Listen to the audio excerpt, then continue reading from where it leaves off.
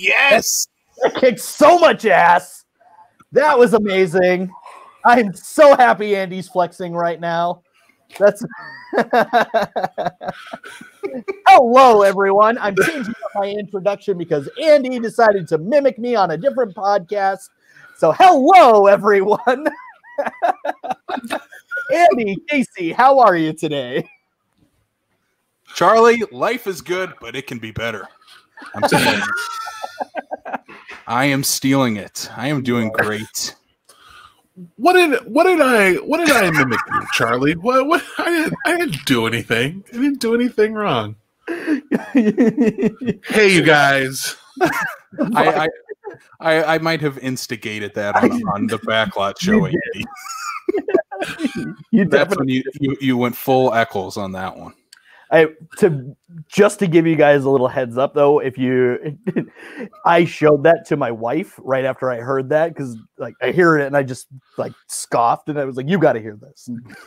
And showed my wife. She listen, you guys and whatnot. I'm going to host a podcast, you guys and whatnot.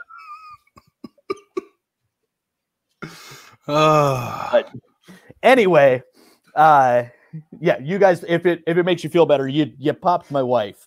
And she loved when you impersonated me. So, her words, not mine. You knocked me down a peg, and I needed it. But seriously, how are you guys? Whew, what a day, Charlie. Right. What a day. You want to let everybody know what's going on while we're recording? Yeah. You want me to do it? I'll do it because I'll say it. We are recording on Wednesday, January the 6th. And this was the day.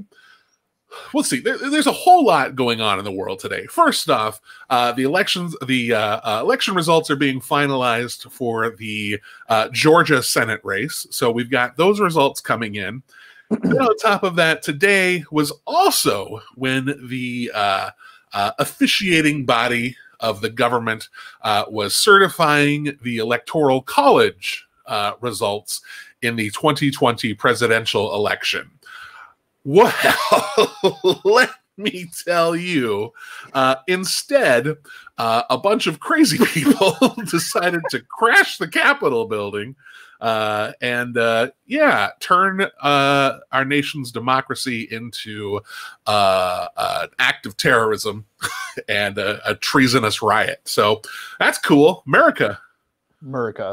That's my flag. Pretend I'm Corporal Kirshner, and I'm waving my little flag. You know, I said it on the last episode. I'm going to say it again. If you're watching this, is we are an anti-racist podcast. And if you have any issue with that, turn the fucking screen off. We don't care. Yeah. You know, this is something we do, the three of us. And if you take issue with what we say, you go fuck yourself. I mean, that's kind of where I'm at. And I know we're kind of at the explicit nature of that, but today warrants it, Charlie. It really does. This is that kind of a day. Yeah. You know, and I think I said this when we were chatting, the last 2 months, my high points most days are the group chat that we have between the three of us because we have so much fun talking. But I think I said it today. I was like, this is so goddamn aimless. Mm-hmm. Like, what is the end goal for these people that are storming the Capitol? Mm-hmm. Yeah. It doesn't make sense. If you had an end goal, if you had a purpose, but no, you're doing it just to do it. Right. That isn't that. I don't know. It's just unwarranted. And I don't know what else to say about that. Because if you had an end goal about it, I might understand. Like if you want to march because you want to keep your guns, okay, I understand it. I disagree, but I understand it. This doesn't make sense. This doesn't make any sense. Well, I think for them, there's a purpose. There's a goal, which is to, I feel like the original goal of this was to contest the election results. But this descended into chaos very, very quickly, where it just felt like, I don't know, just madness. And, you know, it's tough. For me, I think it's tough to joke about, but at the same time, almost because it is so absurd and so horrific, that I almost feel like making the jokes kind of helps me not go even more insane about this. And, you know, looking at the news, somebody's dead because of this. Somebody was killed in the midst of these riots. This you know, terrible thing. And it doesn't matter to me what side of the argument it was, but somebody lost their life today because of this bullshit. So it's kind of like, you know, it's frustrating and disappointing. And this is the place where we get to voice that and get to air that. And if this is not a show that caters to your point of view and you don't want to listen to our point of view, there are other podcasts. I'm sure Ben Shapiro has something, or QAnon, or Breitbart has something that you can listen to, and you can just eat that shit up. But we're not for you. Police on Twitter. Yeah, this whole day has been just super frustrating to watch everything unfold. Like this is what happens when you have followers following their cult leader who's just spewing nonsense constantly. And I said it in our group chat. This feels like our nation is now Trump's reality TV show, and that is a scary thought to think of. That this guy is using people's real livelihoods. Because I mean, look at his reality TV shows. They were. In any reality TV show, they're scripted and there's things, everybody's safe no matter what. So but here, this is real life, and he's just playing with it like it's a reality TV show on the Trump network that he probably will make after this, and his followers will follow him to the Trump streaming service, you know. Yep. So yeah, I'll reiterate what you guys said. Fuck off if you agree with any of this. Yeah, and there's other shows for you, and you don't have to listen to this one. Mm-hmm. If you disagree, you disagree. I don't care. And honestly, probably more more wrestling and movie shows. If that's what you're into, there are probably more wrestling and movie shows that follow your political point of view as well. So right. Enjoy. Right. You know, and I'm going to bring up your podcast, Andy, real quick, because I really enjoyed the episode on Boy State with Steve. Steven. Is Steve or Steven? Steven, yeah. Yeah, Steven. Because I really just I love, well, we should have him on sometime. That would be awesome. Do a 4-way call with him, because I think that would be awesome. But you know, Steven had even said, you know, this he's now I'm a registered Democrat. I don't care. That's where I go. This is the first time in my life where the Democrats have everything. Mm-hmm. And I'm sure that Steven's feeling the same way, because he even said, he's like, you work until you lose. And now we finally have something, and we're trying to get things right. Right. And then you just throw a hissy fit. Yeah. And you're not doing it peacefully. We had protests after Hillary Clinton lost the election, but they were marches. There was a little garbage left over, and you complained about that. It's fine. I get where you're coming from there, but you stormed the goddamn Capitol. Come on. This isn't the Hunger Games. Have fun storming the castle. That's kind of what goes through my head, and all of this is Billy Crystal. But this is a I don't even know what to say. I just think that this is a ridiculous gesture that is so frustrating. And what sucks is that there's a part of this that isn't at all shocking. Like, these seeds of division have been sown over the last 4 years, and he's just been egging people on. And finally, now that there's a moment where everything is all falling into one place, these freak shows are going to show up and do something about it. Right. Sure enough, that's what happened. He told them to stand back and stand by, and this is the reason for it today. Yeah. And they've been waiting for this day, and unfortunately I don't think it'll stop probably after this. Right. Especially how it was, how everybody reacted to it after is how little, no National Guard was called, very little police or security was involved in this. They just broke windows and just walked right in the damn building. Like, the police let them in. Yeah. Like, they moved the gate and let them in. Just let them in. And that is crazy to think about. And there has to be some major repercussions for everyone that was there today. Yeah. There's no excuse for it. Yep. All right, we're gonna move on to happier topics, because obviously the reason that we do this show is to, one, get some shit off of our chest, but two, burritos and body slams are our comfort. So we are going to start with some burritos and do our monthly. We try to do that. We'll try to do this monthly eventually. Our episodically. Episodically, this is that a word? I don't know. Listen, we have a calendar that is more like a poster than a flippy thing, and we just throw a dart at it, and wherever it lands, that's when we're going to record. It's like an advent calendar. And so one of them look forward to September 12th when we release our third episode. All right, but for those of you who weren't able to join us on the first episode, we are going to be talking a lot of burritos. We are going to be talking a lot of professional wrestling. This is going to be a very uplifting podcast. I'm really excited about some of the topics that we have. We'll do a good mix of with some movies as well, but we always want to start off with our burrito review. And Casey, I think I'm not sure if you got to start last time, but I'll kick it off to you and tell us where you got your burrito and give us your review. Yeah, my burrito was a couple days ago because I made some pretty good. I'll humble brag here. Made some pretty good chili here tonight when we're recording this. So it was a burritos and body slams and chili tonight. Yeah.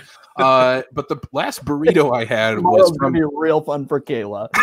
That's what's going on. Could you imagine chili burritos? That has to be a thing, right?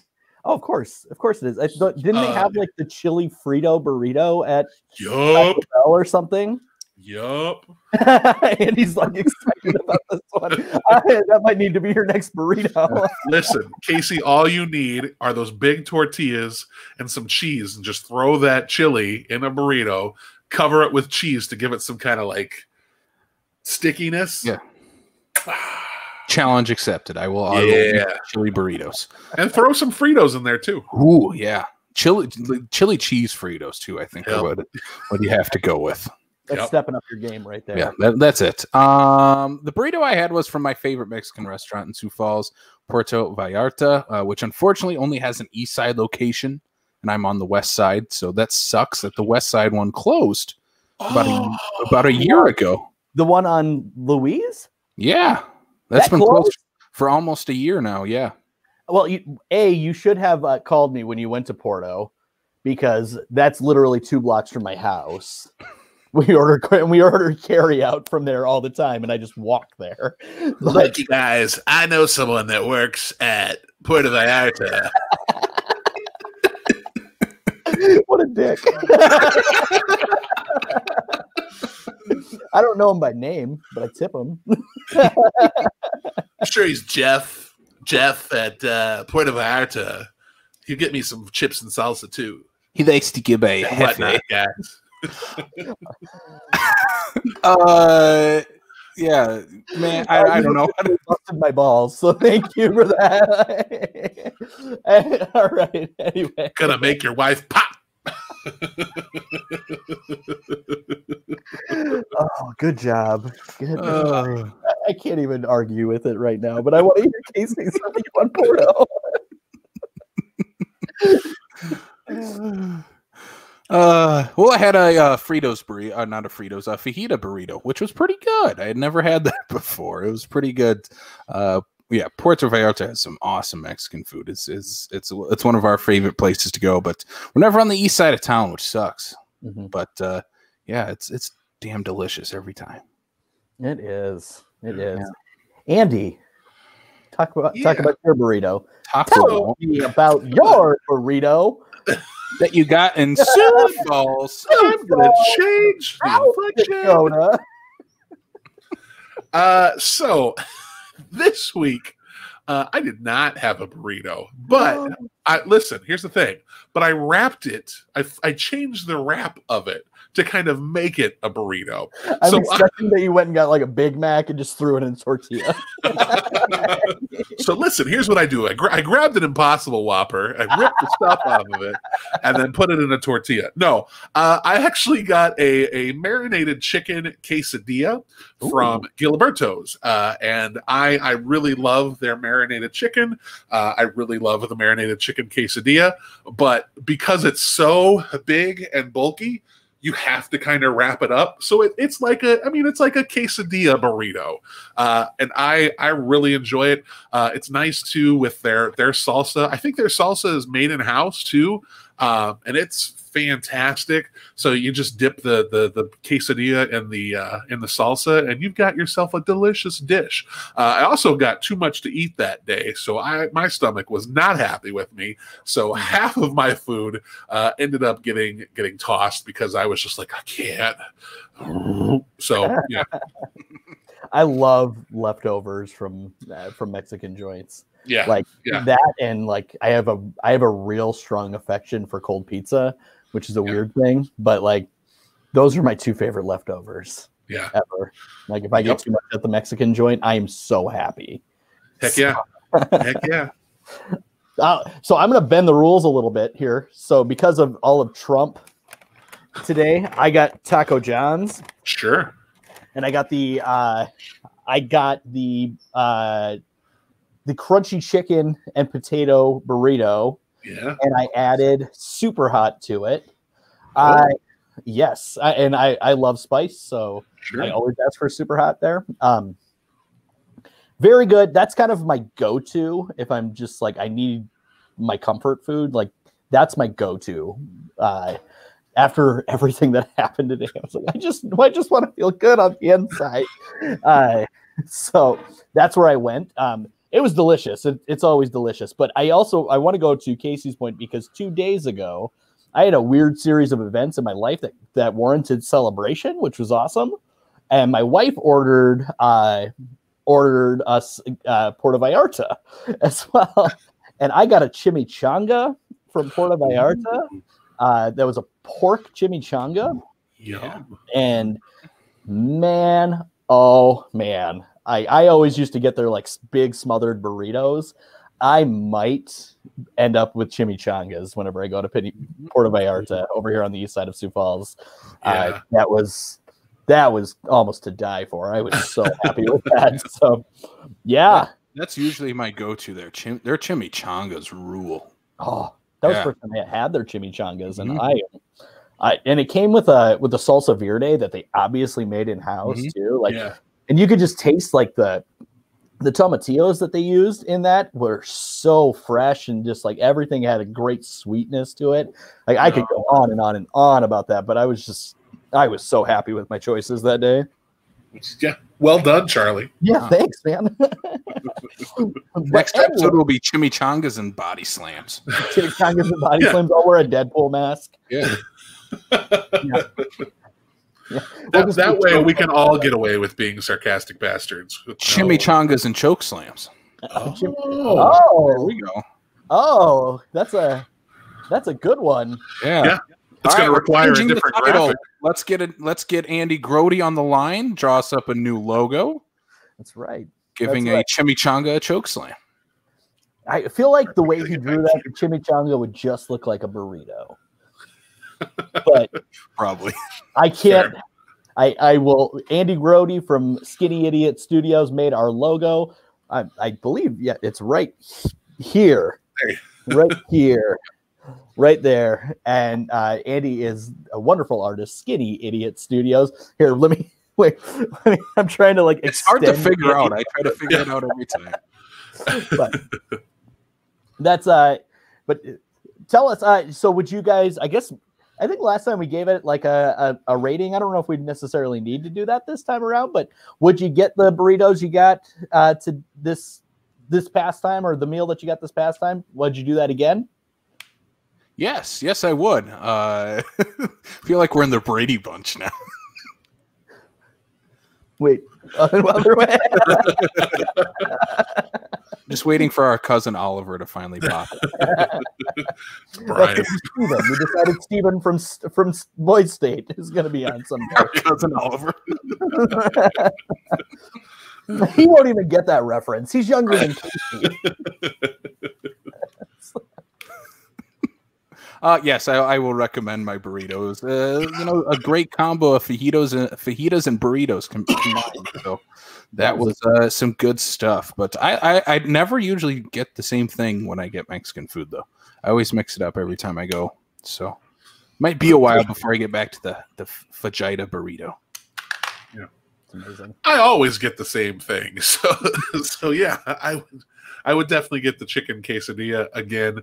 But they have really good burritos there too. So next time I'll make sure that I get a burrito from there so that I can actually fit the name of the show. Because is there a wrestling move, Charlie, that starts with a Q? Yeah. Wrestling Voice 1 is stumped. Oh. Yeah, come on, professional wrestling announcer. You'd think I'd know this. Check Chris Jericho's list. It probably has a Q on it. Move number 277. The Quebecian earthquake. There you go. Move number 784. It's a really long It has title. to be an actual move. One of these days, one of my dreams of calling a match is I want to do it in the style of like old timey radio, but make up all the moves. So like you just hear me and in this corner, the Quebecian earthquake throws a body slam on his opponent. Goes for the cover. And I just want That's a 1. That's a 2. That's a 3 count all around. Quebecian earthquake is the champion of the world. Can we refer to Chris Jericho as the Quebecian earthquake on this podcast? He's not even from Quebec, I don't think, but he's Canadian. And now the lead singer of Fozzie the Bear, the Quebecian earthquake. He's already sold 1 million T-shirts with that on it. I know, right? I would 100% suggest the two things that I had. Like I said, Taco John's is my go-to. Yes, I would suggest that. And that chimichanga from Porto was a moose bouche on that one. That was a bouche. Now, another big part of our show is that we want to talk a little bit about our mental health a little bit before we get into our comforts here. So this is now our male mental health check. And so we're going to just kind of roundtable this and see how everybody's doing before we start talking some wrestling. But if you are struggling with mental health, make sure to go to NAMI's website, NAMI. You can put that into your Google search bar and it'll get you everything. If you are struggling with your mental health, make sure to reach out. Do not be ashamed. It's okay to not be okay. Especially male mental health is not talked about enough. So we wanted to make sure that is a hot button issue. I hope that will continue for us. But I want to check in with both of you guys and see how both of you guys are doing. I know we talk a lot, but yeah, I think I started this last week. So Casey, can I kick it over to you to start this one off this time? You sure can. I'm just going to put that up just so we have that. Oh, great. Down there. It's just so hard to figure out every time. I know it's a reverse angle.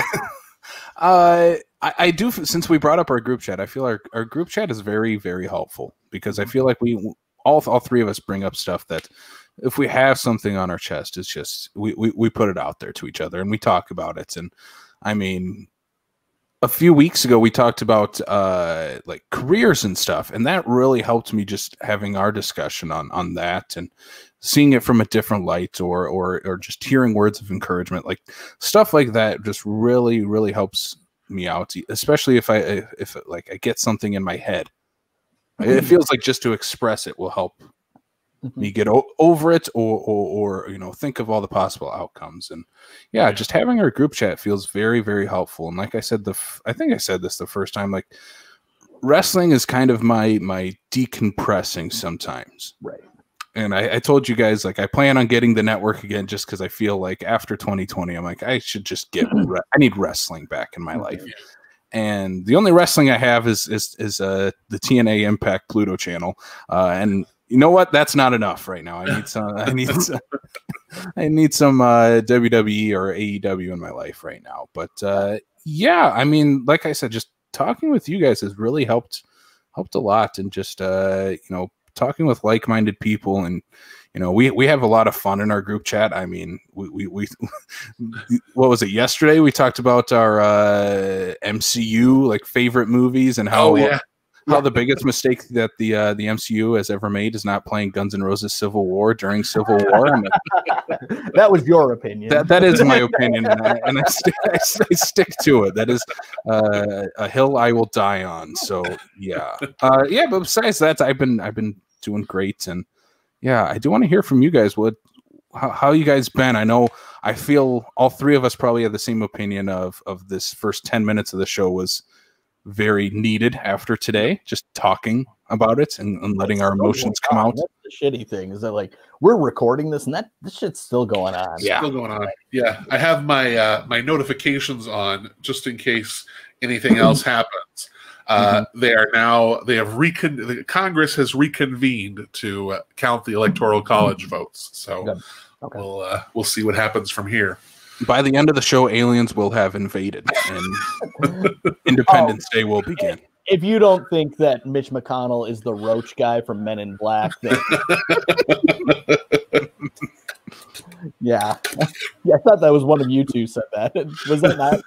I thought one of you two brought that up. Oh, I heard that somewhere. I could have sworn it was one of you guys. To me, he looks like the pale man from Pan's Labyrinth with the. It really does. So bad.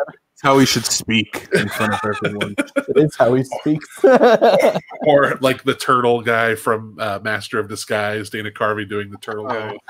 Turtle. Oh my god.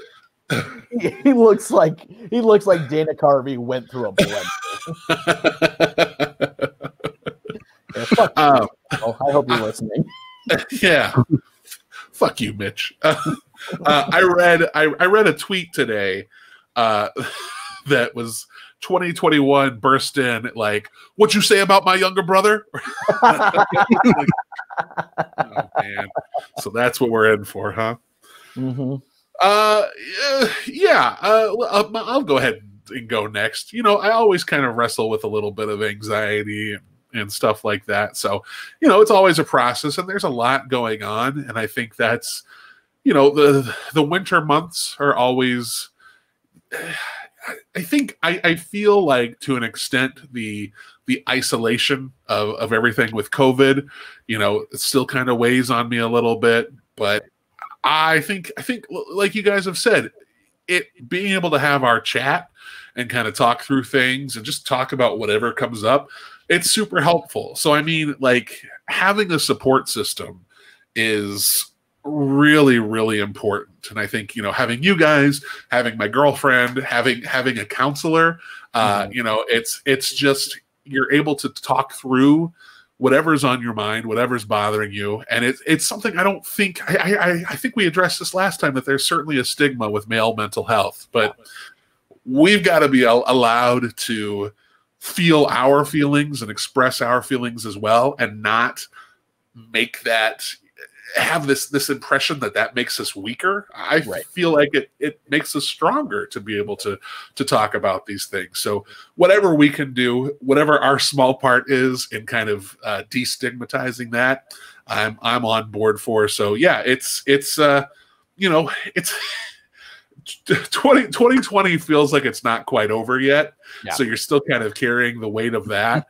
But I'm optimistic that things will change, things will improve, and with that, so will whatever's going on in here. Yeah, I think, and I agree with you. I mean, we got to peel back the layers on the male mental health stigma. I mean, we're not going to do it in a day. That's right. Sure. I think, and much like you, Andy, I mean, I have some anxiety issues as well. Yeah. A lot of that, it comes from me because it's like they call it GAD, so generalized anxiety. And a lot of that happens with my job. And that I've shared with you guys, like just some of the things that, sometimes I just have to text you what a customer said just to make you laugh. But oh boy. Yeah, exactly. Or cry. Or cry.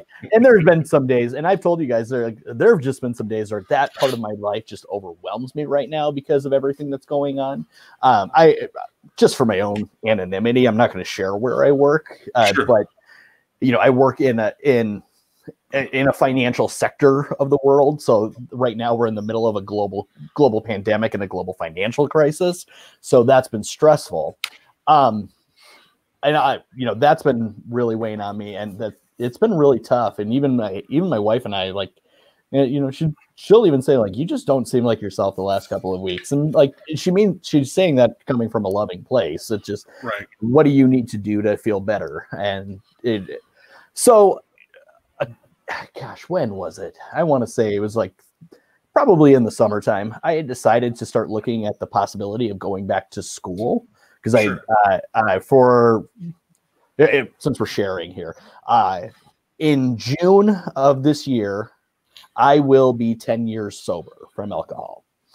So this is a decade-long thing that I've kind of said I wanted to get back into school in my sobriety, because I drank myself out of college the first time, which is kind of funny. So that was a goal. So I talked to a few people, and I randomly looked for a job within the field that I'm considering going into. Found a job. I happened to know a guy that worked at the place that was hiring. I sent him a message, asked him if he still worked there, asked him if he knew anything about the job. Turned out he was the guy who was actually he was the interim director of the position that I was looking at. So he knew everything about the position. So this is what happened. I found the job at 4:00 on Sunday. I text my buddy Matt somewhere between 4 and 6. He calls me, and we talked for an hour about it. I applied the next morning. I get a phone call from the person who is in charge of that position now at about noon, 1:00. It was right before my lunch break. She set up an interview for Tuesday morning. It's Wednesday while we're recording this, by the way. Yep. By an hour later, she said that she's ready to hire me. And I was like, Monday night, as everything's moving, okay? Yeah. I'm just kind of like, okay. Okay. Why is this going well? Like 2020 left me with some shit, okay? Good things don't happen, right? Good things don't happen. So pending background check, pending drug screening, which I know is going to be fine. And, maybe I'll be singing a different tune, but I will be starting a new job at the end of the month. So that was an eerie thing. This is 72 hours old of me applying. So, and that's really been awesome, because it just feels like, aside from talking with you guys and, all the things that I've set up for myself to beat, I have something new to look forward to, and that hasn't happened in a while. So I'm really excited about that.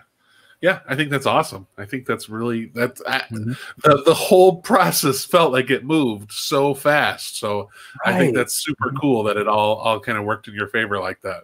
Yeah, well, thank you. And you guys, I had texted you guys like, oh, I had applied for this job, and like the next day I'm like, I got that job. Yeah.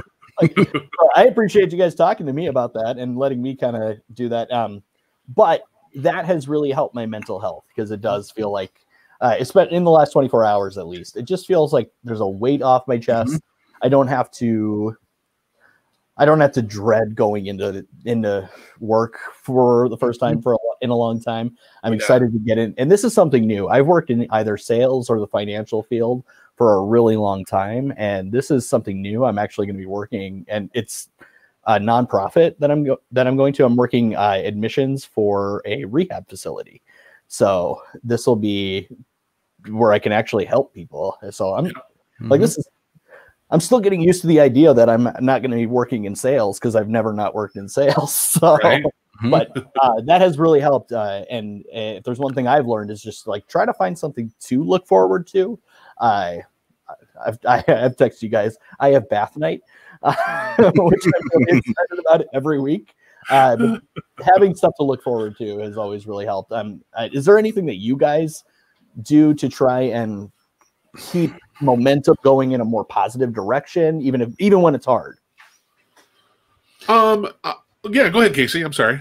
No, I was just going to reiterate what Charlie said. I always try to. What's the next thing I'm looking forward to doing? You know, whether that be like I just started in the last month and a half, going on 2 months now, going to the chiropractor because I have major neck and back issues, and having a job where I sit for almost 7 out of the 8 hours of the day has not helped that in the last year at all, and it has progressively gotten worse. So I'm finally taking the steps to go forward and fix that. So I've been going to the chiropractor 3 days a week, and now it's after a month it's now to 2. But like even that is something I kind of look forward to going every twice a week now. Is like, oh, it's chiropractor night. I get to go to the chiropractor and get adjusted quick, and then go home and have some supper and watch some TV. Like it's just a simple thing, like to get me even through the work day. Is like, oh, I have the chiropractor tonight, or I'm going to make a plan. I'm going to watch this movie tonight, or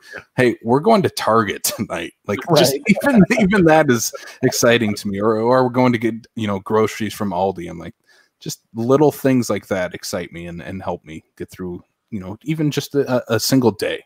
Yeah. Sometimes that random aisle at Aldi, like when we go grocery shopping over there, that will make my entire day. Charlie, because it's so random. Can I show you what I found in that random aisle? Yes, please. It's sitting right next to me just because.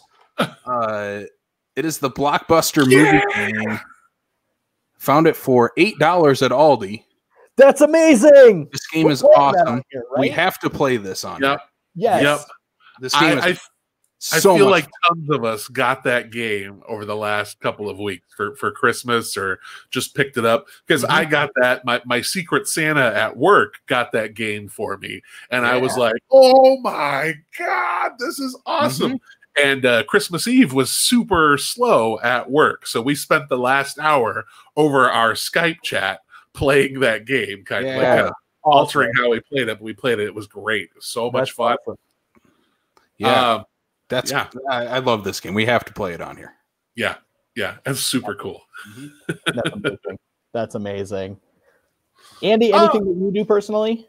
Yeah, so a lot of it is movie related, of course. Like if I've got an episode lined up of the podcast, like even after a tough day of work, and when I don't necessarily want to record, once I get going with it, like it just feels like this is what I want to do. This is what I this helps kind of, I guess, even me out. So that's always nice. And my girlfriend and I just started an episode of a TV show last night, and show of all things. Yeah. So we watched, like, I don't watch a lot of television shows, really. Like I'm movie based, so I don't watch a lot of TV. But she had said that her mother told her the show was really good and that we should watch it. So we put it on, and like we were just hooked, like completely glued to the screen. So now, I want to get through this series and just, the next episode, keep watching it and keep getting invested. But I kind of feel like, thinking about that show, that I want to do that. Like, I want us to be able to, maybe we're not always going to be on the same page as far as what movies we want to watch go, but if we can find a TV series that we're both really into, like, just work through those series. Or the series, that's not a word. That's not a word. But it is here. It is here.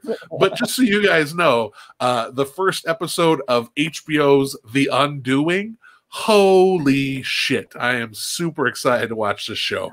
It stars Hugh Grant and Nicole Kidman, and wow. Oh, and Noah Jupe, who is in, like, he's at like 12 years old. He was in Quiet Place. He was in Honey Boy. He was in Wonder. Like, I think he's a very talented young actor. But who knows what's going to happen next? But this show is awesome. The first episode, at least, is awesome. So I am ready for us to wrap up this podcast so I can get to episode 2.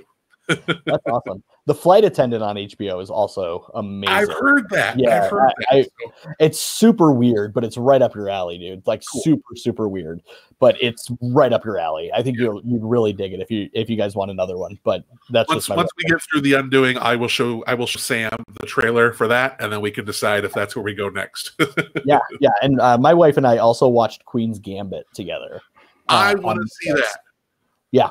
So it was to the point I watched the whole series. It was amazing. Like, the whole story was just amazing. But so I rented the audiobook. The audiobook is very graphic. Oh. And it's not, I couldn't do that.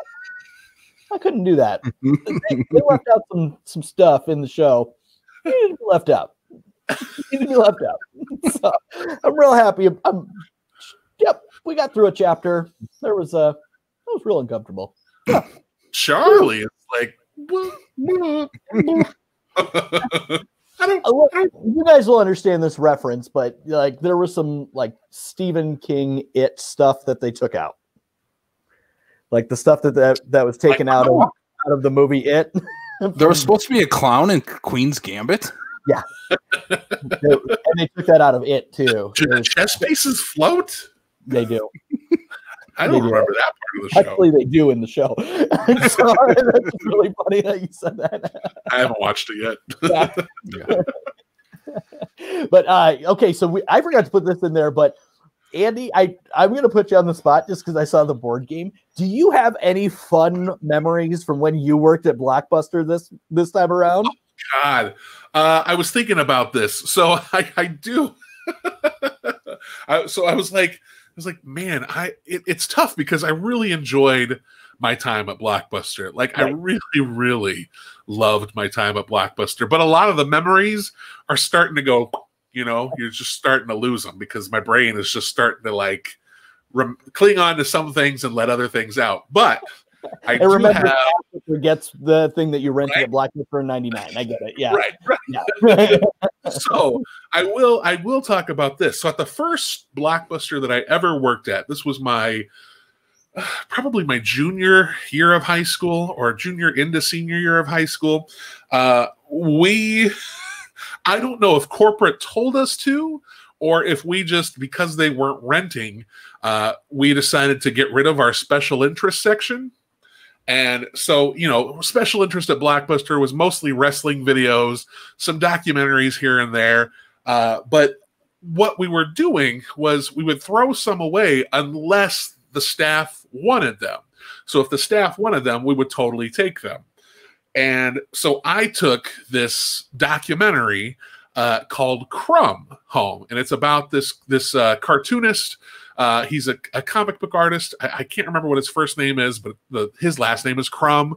And it's a story about his life and everything he did, his works of art and all that stuff. And, I hadn't seen it. I took it home and I was like, oh, this is supposed to be really good. I'll watch it. Well, 2 years later, I finally watched it. And, I'm a freshman in college.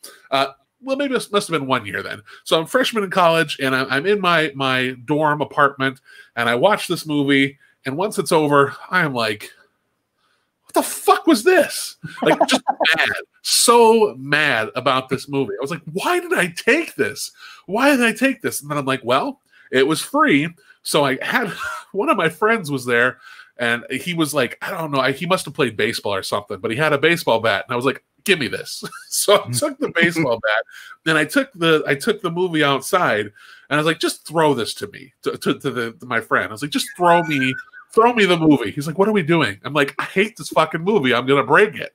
So he threw it, and I, choked up on the bat and swung, and so this movie cracked open, and the tape like streamed, like you watch it kind of high, like a roll of toilet paper, like up into the like apartment, like the well, it went into a balcony. I was gonna try and be really impressive. Go, it went all the way to the roof of the no, it went to like the second floor balcony, but you just watch this tape stream, and so now there's this tape kind of hanging all over the courtyard of this apartment complex, and they were like, "Well, why did you do that?" I'm like, "I didn't like the movie." Like, I just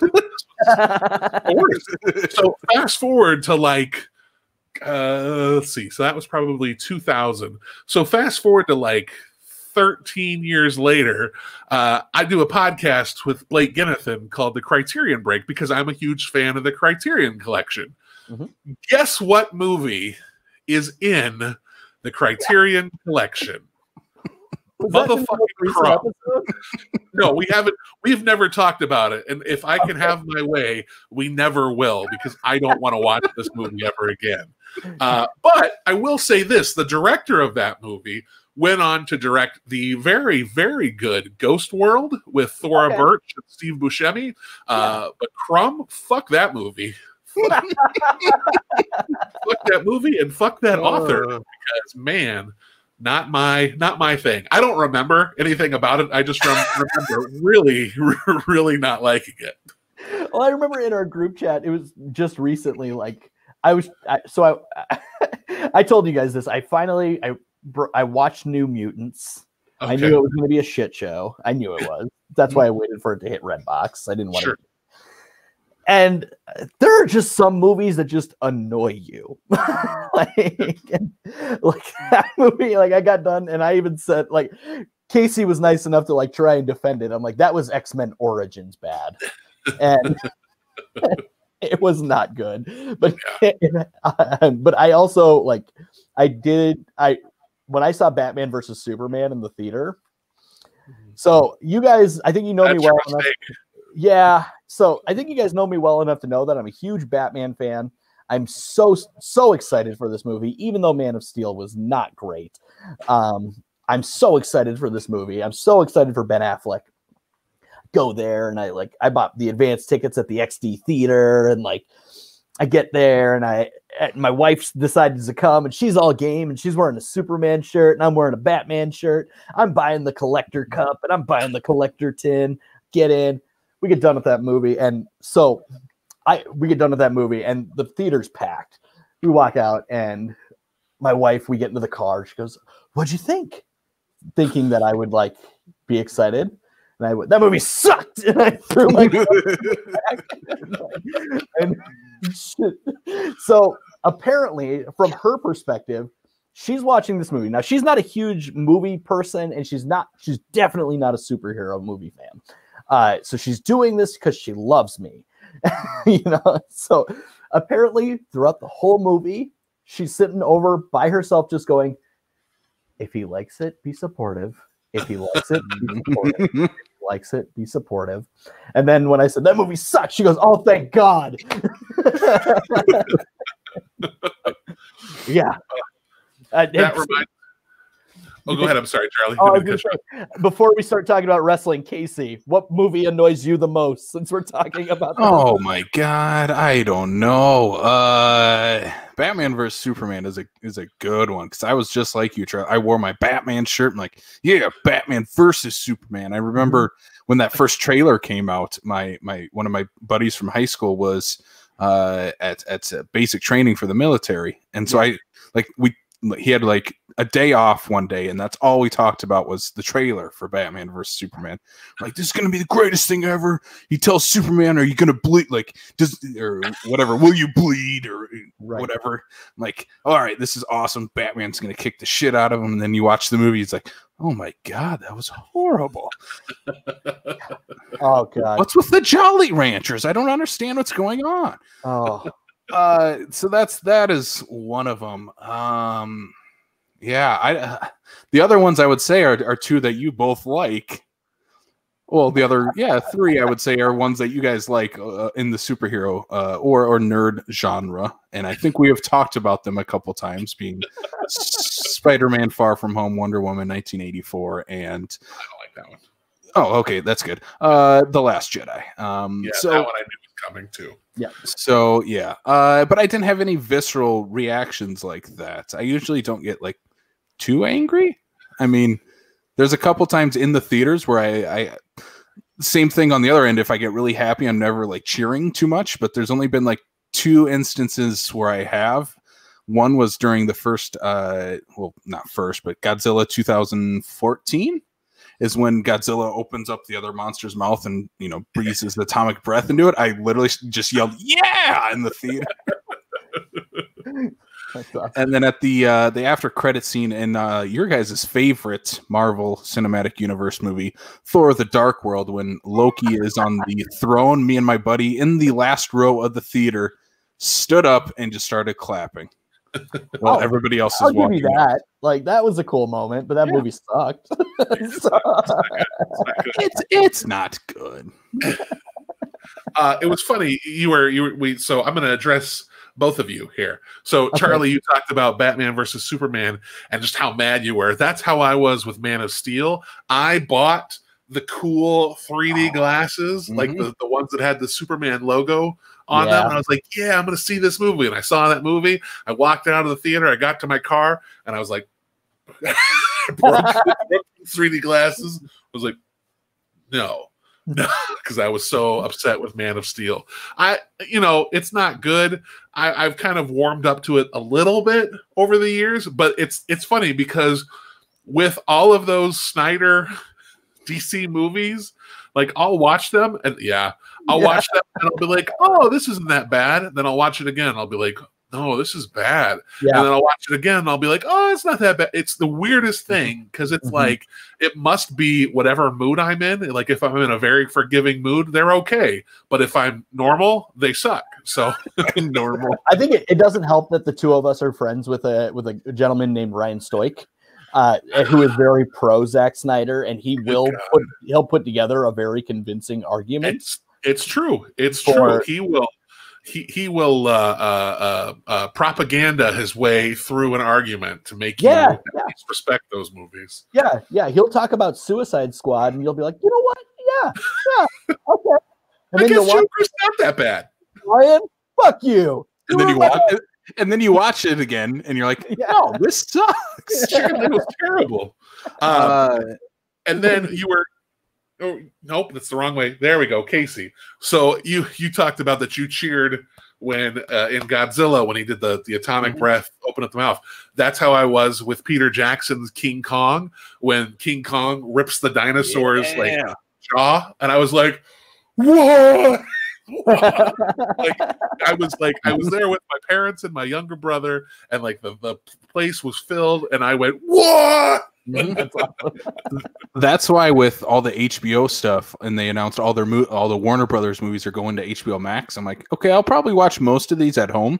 Sure, but I'm not missing Godzilla versus Kong in a movie theater just so I can scream like it's a wrestling match between Godzilla and King Kong. Right. Back on. Also, I kind of like Man of Steel. Do you? Yeah. Yeah. I don't know. I have a really hot take on that movie, I guess, between people who like Superman because it's my favorite Superman movie. Okay. And I know, I'm sorry. Granted, I had watched the Christopher Reeves movies like right before that. I had never watched them as a kid. I only watched them in, that time when the superhero craze was really kicking off. So, sure. Yeah. I'm going to get a lot of hate on the internet for saying Man of Steel is my favorite Superman movie. But I'll own it. Andy just walks away. I'm just stretching, but okay. I thought Andy was just gonna be like, "Fuck this." He's like, "Now is my chance to make it dramatic. Walk away from the camera." Snyder, I can't get away from him. What's your guys' favorite Zack Snyder movie? The one where he gets real high on himself. So all of them after it got made. How the one that he complained that the studio got in his way. You're really narrowing it down, Charlie. Does that one have a lot of slow motion in it? Yeah. Yeah. Okay. I think I know what you're talking about. Yeah, it probably has some weird color distortion. through like he's using a comic book movie. Yeah, he's using a weird lens. He doesn't have an actual like his storyboard is just a comic book, and he hasn't come up with anything original. Like there might be a Leonard Cohen cover in there somewhere. You think how he walks into a pitch meeting and just slams a comic book down? Let's make this. I guess like when that trailer came out for the Snyder cut and that Leonard Cohen cover came on, I was like, you've got to be kidding me with this. Like we've gone too far. And I love the Watchmen comic book. I love that comic book.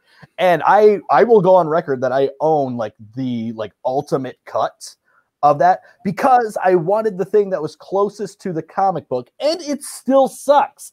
Like I don't understand how you can be that close to the source material and it still sucks.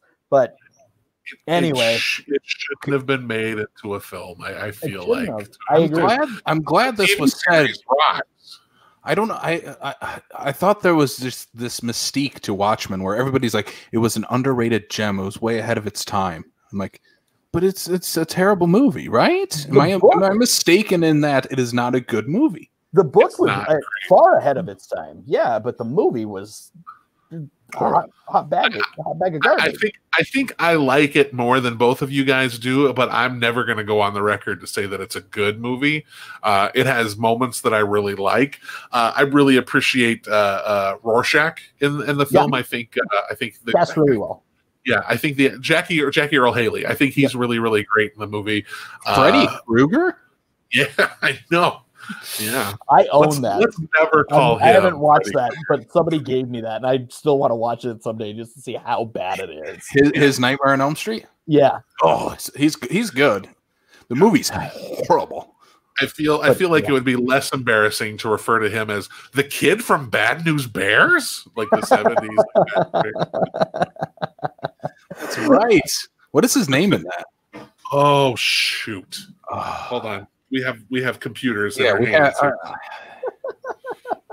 I'll look it up. Just you have something. 300 is the best Zack Snyder movie. It might be. It probably is. It's still not my favorite movie of all. Like I've watched it back since it initially came out. First time it came out, it was so unique. Like I'll give it that. But watching it back, it didn't age well.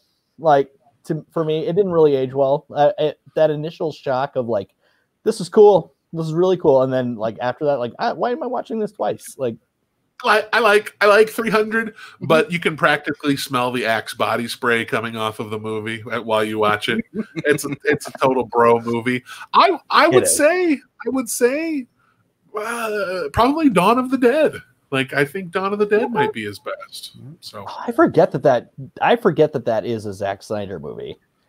Yeah. That's probably why it's his best, because it's not as Snydery. Yeah, it's still based on a previous property. True, it's true. Right. Yeah. Anyway, all right. So we've covered some movies. Everybody feeling good? Who's ready to talk about some wrestling? Oh yeah, what we're here for. Cool. What we're here for, because we are an hour in and we haven't talked about wrestling yet. Charlie, let's get to the Chokeslams. Let's get to the Chokeslams, the Body Slams. We've talked burritos. Now, have you guys watched any wrestling recently?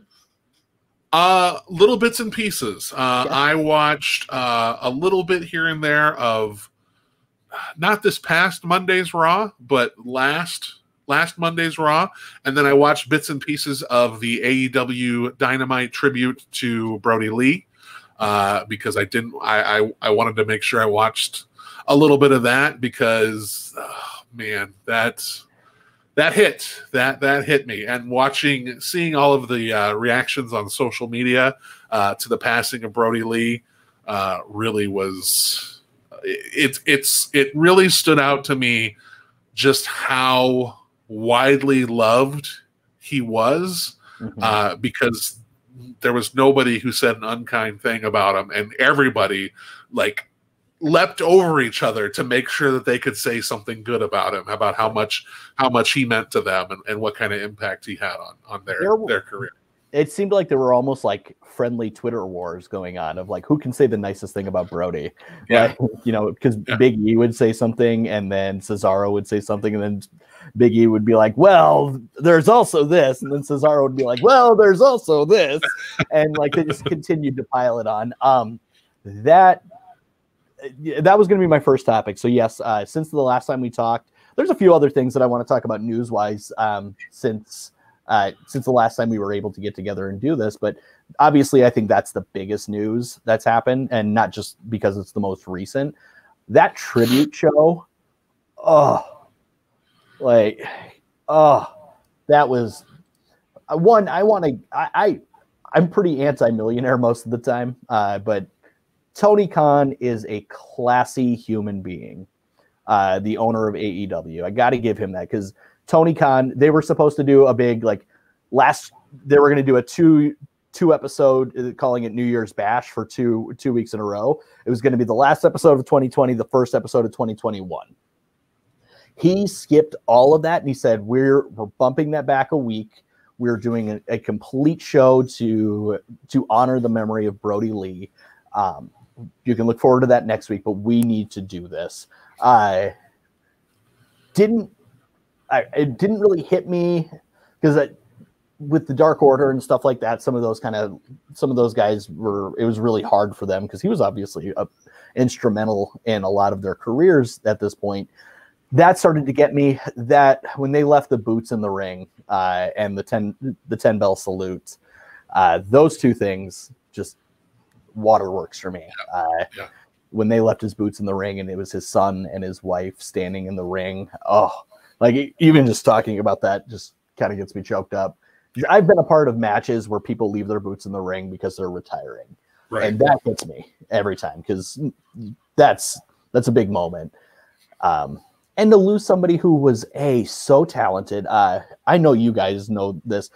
He's obviously he reminded me so much of Bruiser Brody, and Bruiser Brody, I was never around during his time, but he's always been this enigma. So to have that modern day Bruiser Brody was always something special to me. And I forget about some of the bangers he had in WWE as far as his matches. Like there was a match that he had, a ladder match with Dolph Ziggler for the Intercontinental title match, and I forgot how amazing that match was. And I feel like I took him for granted. Like I feel bad. Like I really do feel like I took him for granted, and I didn't appreciate him when we had him. Yeah. So. I was thinking back, when that happened, that when he was just breaking through as part of the Wyatt family, there were a bunch of wrestling podcasts that I listened to that were saying, oh, Eric Rowan is the guy to put your money on. Rowan is going to be the breakout talent from that duo. And in my head, I'm like, no. Like, watch Harper. Harper fucking rules, because he's like, I love all of that. Like, it's so cool. And I would listen to some podcasts where they had Harper on, and he would just, we're in the era where they a lot of times they break kayfabe when they do these interviews, just to kind of reveal a part of who they are. And just hearing how much he appreciated being a family man, like the business, he loves it, but it's a job. His real passion is his family. And just hearing him say that on all these different podcasts, I was like, this is just a down-to-earth dude. And I want him to succeed. And, when he got injured and wasn't doing anything with WWE for a while, but they wouldn't release him because, he wanted to be released so that he could work somewhere else, but wouldn't get medical clearance. It was like, man, they've got this guy who is just gonna be a breakout. And so when he finally switched over to AEW, it was super exciting to see that he was there, and just, gone far, far too soon. Yep.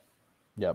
Casey, I unfortunately, I haven't watched the tribute show yet. I don't have, AEW. I don't have cable, so I don't, I'm not able to watch it every week. But yeah, everything you guys have said is everything I've seen on Twitter and the internet and stuff about how great he was. And I mean, just as a fan, watching, I mean, I'd never watched any of his AEW stuff. That's something I do want to catch up here in the next year, is on the AEW stuff. Just from when they started a year and a half or 2 years ago, and kind of catch up. And because I've heard his stuff in AEW is fantastic, and seeing, like Andy said, when he came up in the Wyatt family, I always thought the same thing, is like when this group eventually breaks up, disbands, that's the guy that's going to turn. That's the guy we want to cheer for. Like I like all three guys in the Wyatt family. Right. I do. But it was like the guy who was the best in the ring, best on the mic, best. He had the it factor, of a wrestler, and even in the ring, you see whether he's giving the offensive or on the defensive. He had it in his eyes, and that is a big thing as a wrestling fan. You can see it in the reaction in his eyes every single match he had, and it was he had that it factor, and like we said, he had some classic matches in the WWE. I love his single run. I think he should have. There are many times where I have said, like, him versus Bray is a main event match. Like, that is a WrestleMania match we all could have enjoyed at one point. But I mean, he's had just the reason everybody's talking about him now is warrant enough of saying this is a great guy. And I mean, as all three of us as fans, he was just a damn good wrestler. Yeah. Yep. Yeah. And that I'm glad you brought that up, because the eyes thing, I like that's the I mean, it's that factor is what that little thing that he had. Like, I'll say that he had very kind eyes, and that's what drew you to him. Yeah. And that's something that I will say, like, Mick Foley has. Mick Foley, he was a great. He could be crazy, like right, exactly. Mick Foley could do, but you're like, okay, when this guy's off the camera, I just want to give him a hug. Right, exactly, and that's. And apparently he smelled really good. So that was like one of my favorite things that I saw Cesaro posted, was that he worked really hard to keep his shirts looking dirty, but were actually clean. Yep. So, again, Tony Khan did the classy thing. He wrote this tribute show. He also signed Brodie Jr. to a legitimate contract. Yeah. So after Brodie Jr., if he decides that he wants to become a professional wrestler and he gets himself trained, he has a job at AEW. Yeah. And on New Year's Eve, it looked like all of the wrestlers from AEW and some from WWE were together. For instance, like Britt Baker from AEW and Adam Cole over in NXT, they're actually a couple. So they were together at the AEW New Year's Eve party.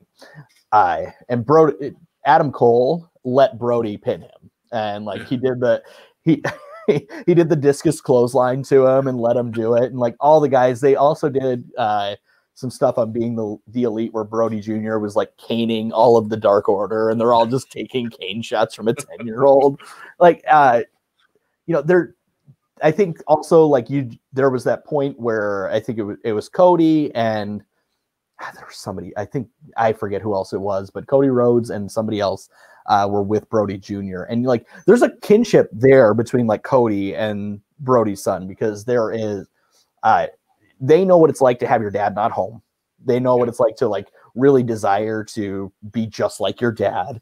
And that kind of thing. So, I mean, I'm glad that AEW seems to really be taking the family part of what we do in professional wrestling very seriously. And they're not doing the WWE, oh, when you're here with your family. Like, I get that that's a saying, and you might believe it to an extent, but this was real. One of the most genuine things. Eddie Kingston's promo, Eddie, who's always full of emotion. Jesus, like when he just talked about how he's like, I'm gonna miss you, believing in me. I was like, so yeah. But yeah, I'll RIP to the family, condolences RIP to Brodie Lee, John Huber, and condolences to the family with everything they got going on.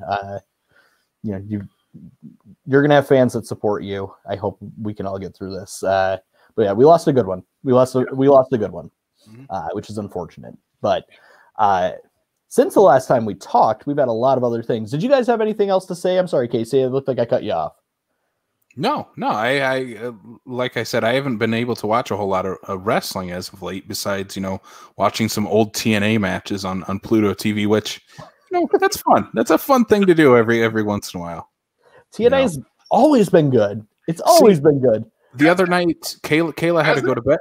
Kayla had to go to bed early because she works early morning. So I kind of stayed up, next to her in bed, and I just put on Pluto TV and I watched TNA Lockdown from like 05, 06 all the way through for the 3-hour pay-per-view. I'm like, this is so much fun. I didn't know any of the match outcomes. I didn't know what was up next. I didn't know any of the storylines at that point. I'm like, but yeah, I had a great time watching that. And that was like the Christian Cage. You said you watched the Full Metal Mayhem, didn't you? It was Christian Cage against Abyss when he had James Mitchell with him, which is I love that dynamic between those two. And I think this is like right when Sting came in and Scott Steiner, right around that time. So so that was it was just a fun pay-per-view to watch, and all the way beginning to end. And yeah, I mean, guys, can we talk about how weird Scott Steiner, his body is weird, right? Oh yeah. That's actually where I was going. Scott Steiner is a weird looking dude, okay? Can we go there? Let's do it. I get it. He is a freak, but he doesn't look like the same guy he was when he was with his brother in the Steiners. It is scary. Well, you should go back and watch some of that stuff when you get the network, when you finally sign up. I think you'll be surprised at how similar his body looks in 91 to what it looks like now. It looks like he put bags of brown sugar underneath his skin to pretend to be muscles. Aside from the tan, it's pretty similar, guys. Yeah. Really? Did he have that tiny of legs back then? Yeah. Yeah.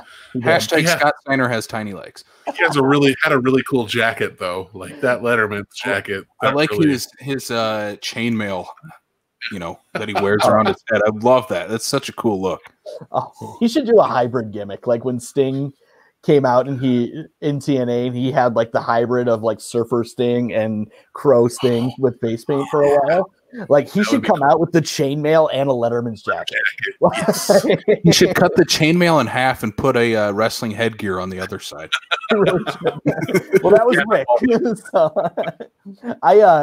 it was a couple of months ago. I watched one of the Super Brawls somewhere between 91 and 93. But the main event it had to have been 91 because this was when Flair dropped the title and Luger picked it up and then Flair showed up in WWE. But it was the main event was Lex Luger versus Rick Steiner for the WCW title, and it was just like bricks with arms hitting each other. It was amazing to watch. But that was the same pay-per-view that Dustin Rhodes revealed Rick Steamboat as his tag team partner. So it was really, really fun to go back and watch that because I completely forgot about that whole story where Ricky came back and was Dustin's tag team partner. Yeah.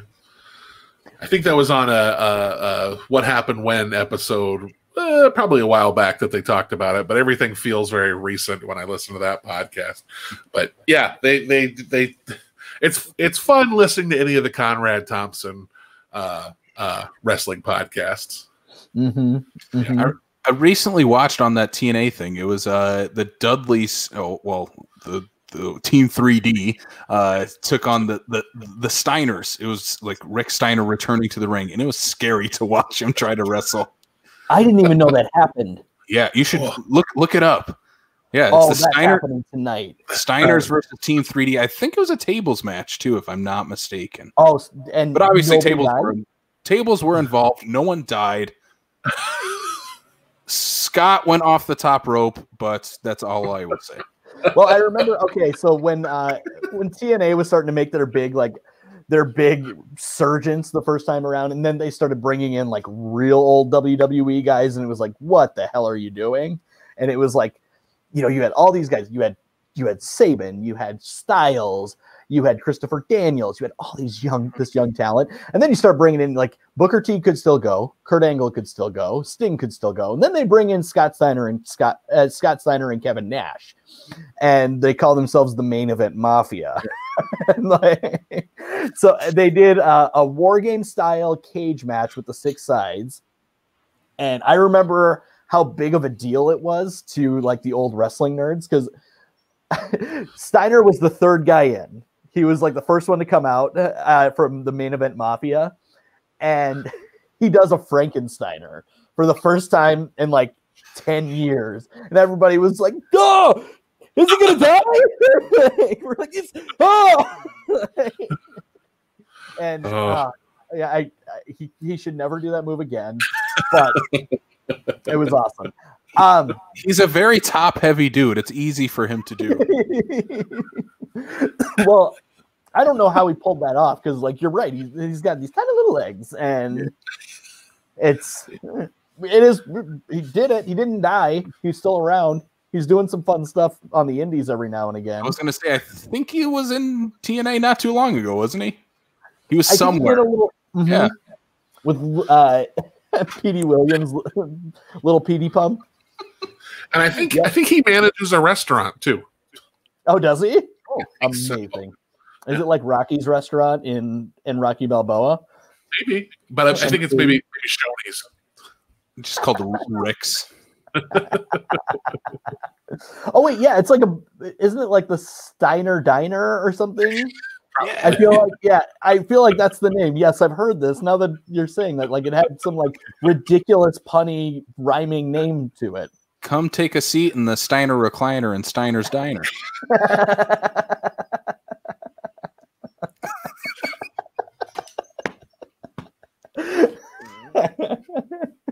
Oh god, that's fantastic.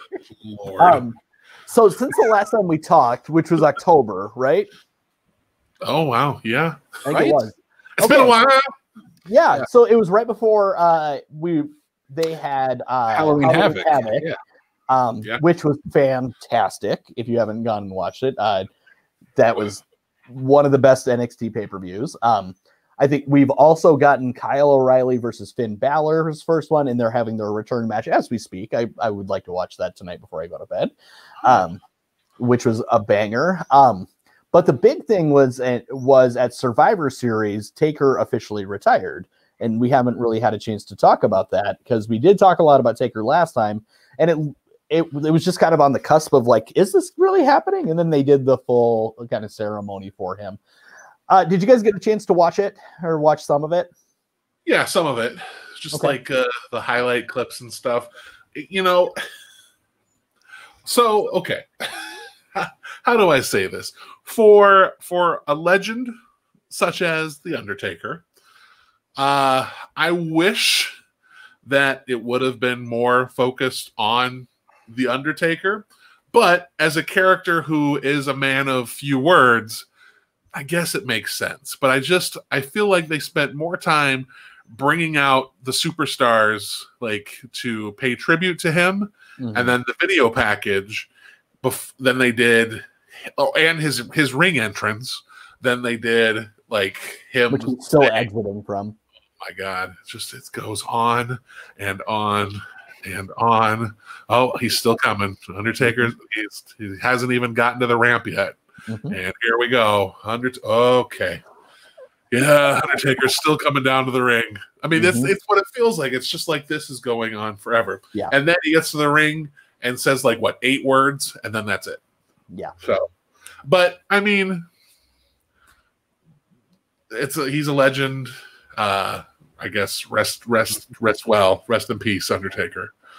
Yeah, I feel like he deserves like the time away and to have peaceful time away. I agree that send off didn't feel like it was worthy of the Undertaker. Like, it just didn't. And I will say, okay, so they had the 30 Days of Undertaker on WWE Network, which was awesome. Sure. And there was a lot of stuff that was like talked about, but they put out one of their documentaries on Paul Bearer in that time. That was fantastic.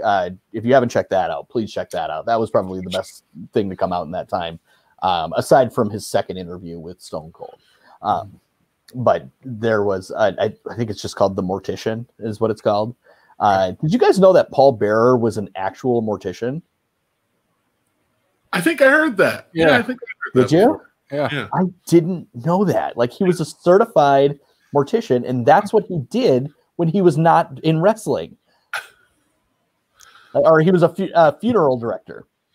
Oh, yeah. Wouldn't that be weird to go show up to like your uncle's funeral and there's, yes, Paul was a great man. I know that's how he didn't talk in real life, but it was pretty close. Like, it wasn't. I didn't watch his send off, but I finally watched his final match with Styles at WrestleMania this past year. That was fun. I had a blast. I love that, and in a way, I kind of wish that was his send off, just riding into the darkness to a Metallica song. It should have been. That's it. That's all I would like. You know, I thought that was so. I'm always very weary going into those like cinematic pre-taped matches. Yeah, there aren't many of them that are like great the way that one is, but and unless they're goofy like the Matt Hardy ones, I'm like, I don't know how well this is gonna work because Undertaker is a very serious character, and so is AJ Styles. But man, that was so good. I loved the Firefly Funhouse match, the Bray Wyatt John Cena match. I thought that was great too. But yeah, I was watching a video earlier today about the best moments in wrestling from this year, and that was mentioned the Boneyard match and the Firefly Funhouse, and I haven't watched that one yet. So that is probably the first thing I'm doing when I get the network. I'll probably sign up tonight is watching WrestleMania 36 all the way through. Yeah.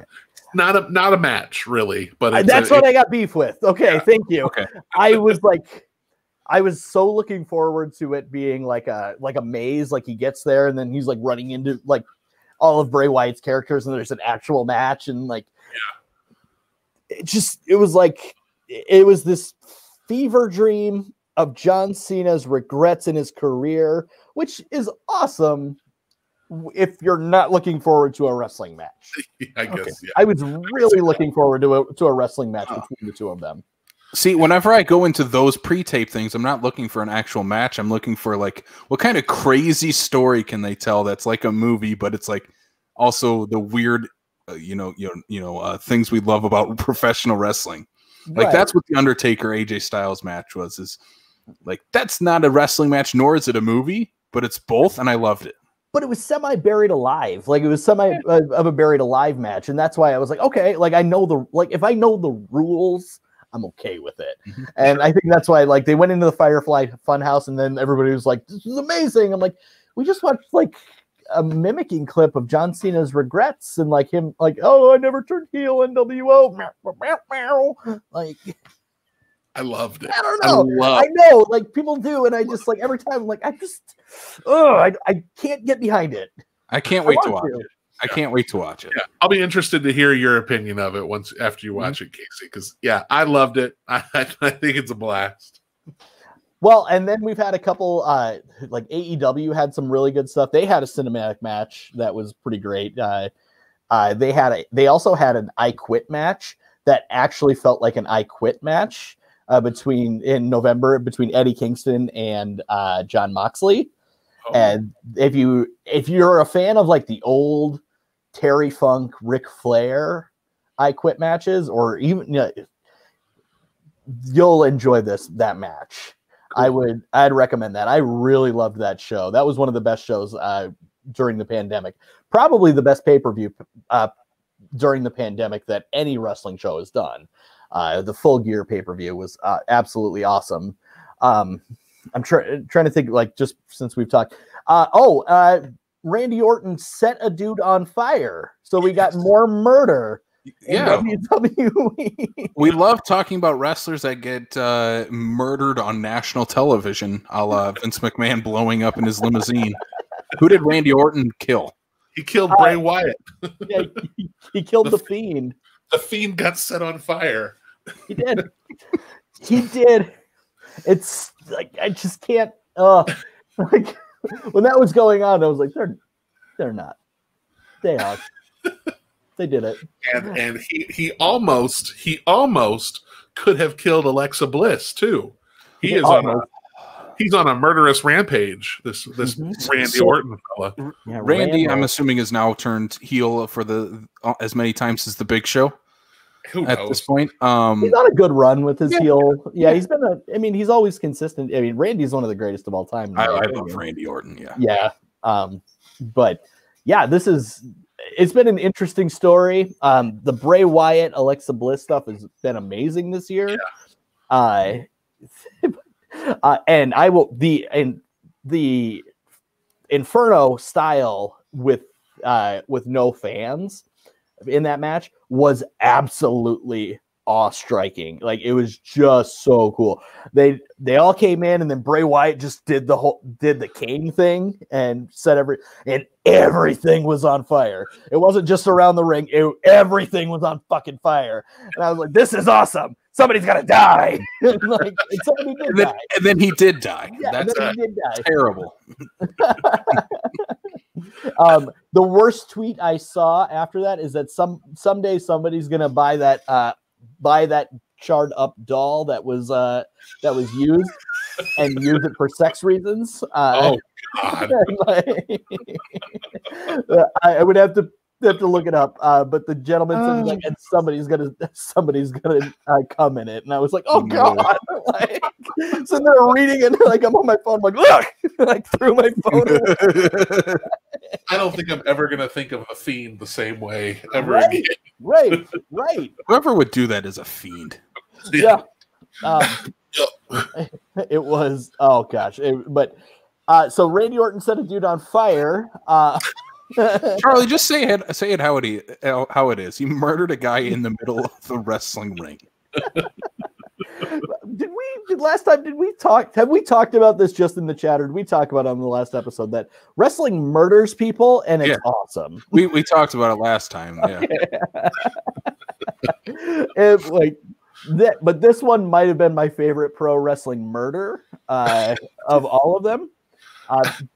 Just simply because that's a topic. Favorite pro wrestling murder. This is my favorite pro wrestling murder. Oh, wait.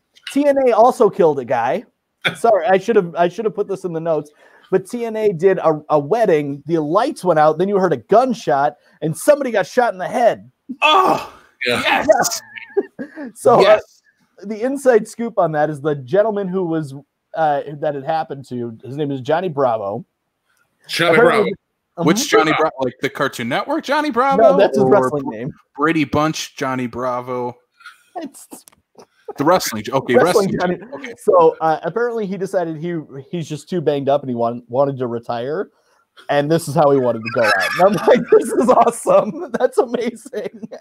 I've never heard of this guy. One, he's now my favorite wrestler just because of his name. Two, that's the way I would want to retire to. Listen, look, when I give up the podcast game, this is what I want to have. I want my guest to shoot me in the forehead. Wait, no, I want your Andre the Giant puppet to be the one holding the gun. The giant gun. And then it'll be the song from that Saturday Night Live skit, "Ooh, what you say?" Steve Carell pops in. There's been a murder. Oh, it's amazing. So there's been 2 wrestling murders, which is awesome. We need more of that. We need more of that in wrestling. Like, that was the one thing I always said during the pandemic is, I'm like, do some weird shit. Like, just do some weird stuff. Like, get away with stuff you can't get away with outside of the pandemic. Like straight up murdering a guy at his wedding. And the best part was that at the end of it, Tommy Dreamer is the one who's been trying to solve the mystery of who shot Johnny Bravo. And it's like, Tommy's so entertaining. He's one of my favorite people I've ever met in wrestling because he's always straight to the point, but man, does he like to ham it up. And he is so funny when he does. Because Tommy Dreamer, in my opinion, is one of the most like underrated, not just wrestlers and workers because he's been doing it forever, but also promo. Like, he could just cut a promo and it means something and it works every time, and not many people can do that. But to see him ham it up this way, amazing. One of my favorite things that they've done in a long time. And then AEW has their champ going from Impact to AEW and jumping back and forth. So that's going to be a really cool thing, I think. I don't know what your guys' opinion is on that. Have you guys, now I know I expose myself to a lot of professional wrestling and I'm a little bit overkill with it, but what's been your exposure to Kenny Omega? I just know he's awesome. Like that's really it. Like I know that he's incredibly talented. Has put on some great matches in Japan. Has a really good reputation over here. Like that's pretty much it. I don't know if I've ever really sat through a whole match of his, but just his reputation of him just being one of the top, like at the top of the wrestling game, that kind of transcends, like his reputation just precedes him and all that he's done. Yeah. What about you, Casey?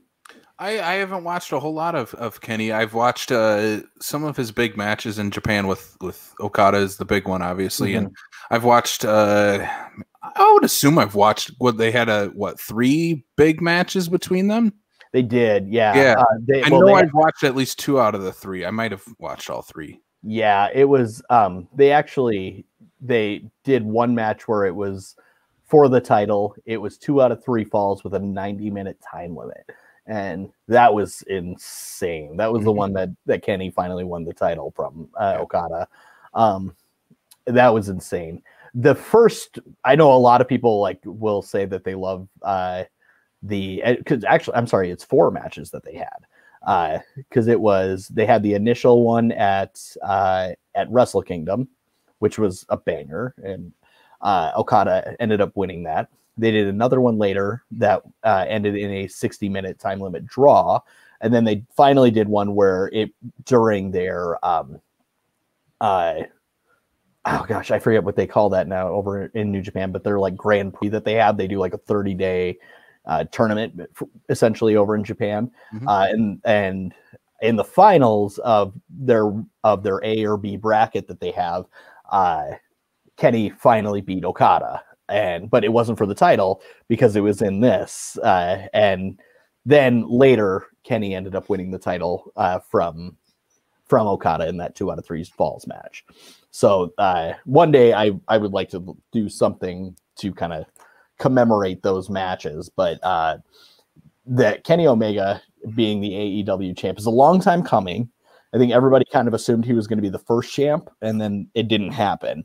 The way they're doing this is really fun. And I love it. I'll send you guys the picture, but there's this great picture of Ultimo Dragon where he's holding every title from around the world, these titles that he's won. And he put out a picture of his face on that picture. And I'm like, is this what's going on? Because I want this. I want all of this to happen. So it's cool to see some interpromotional stuff between Impact and AEW. I think that helps Impact especially. Yeah.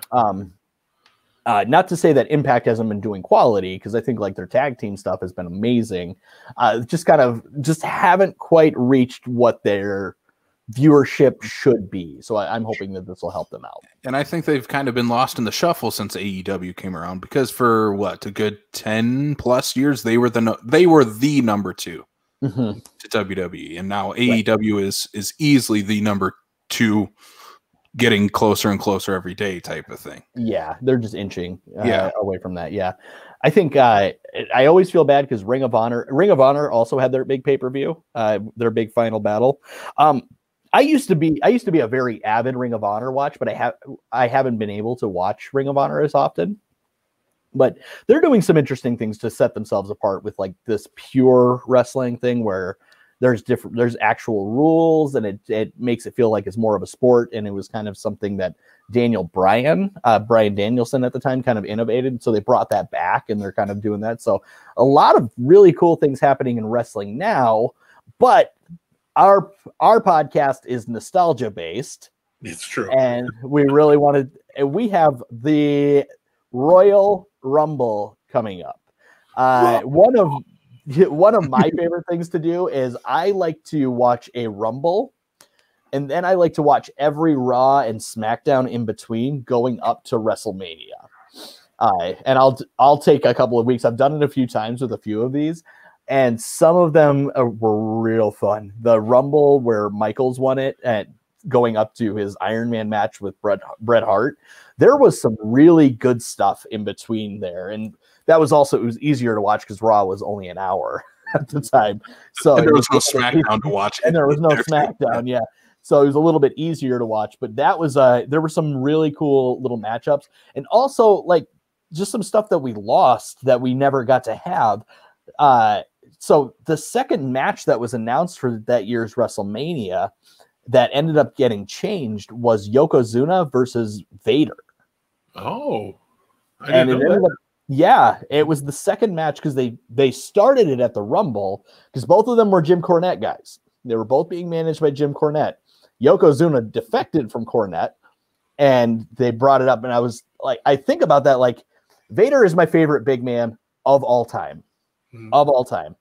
Yeah, but the fact that we never got to see Yokozuna versus Vader and it was supposed to be at WrestleMania just breaks my heart now.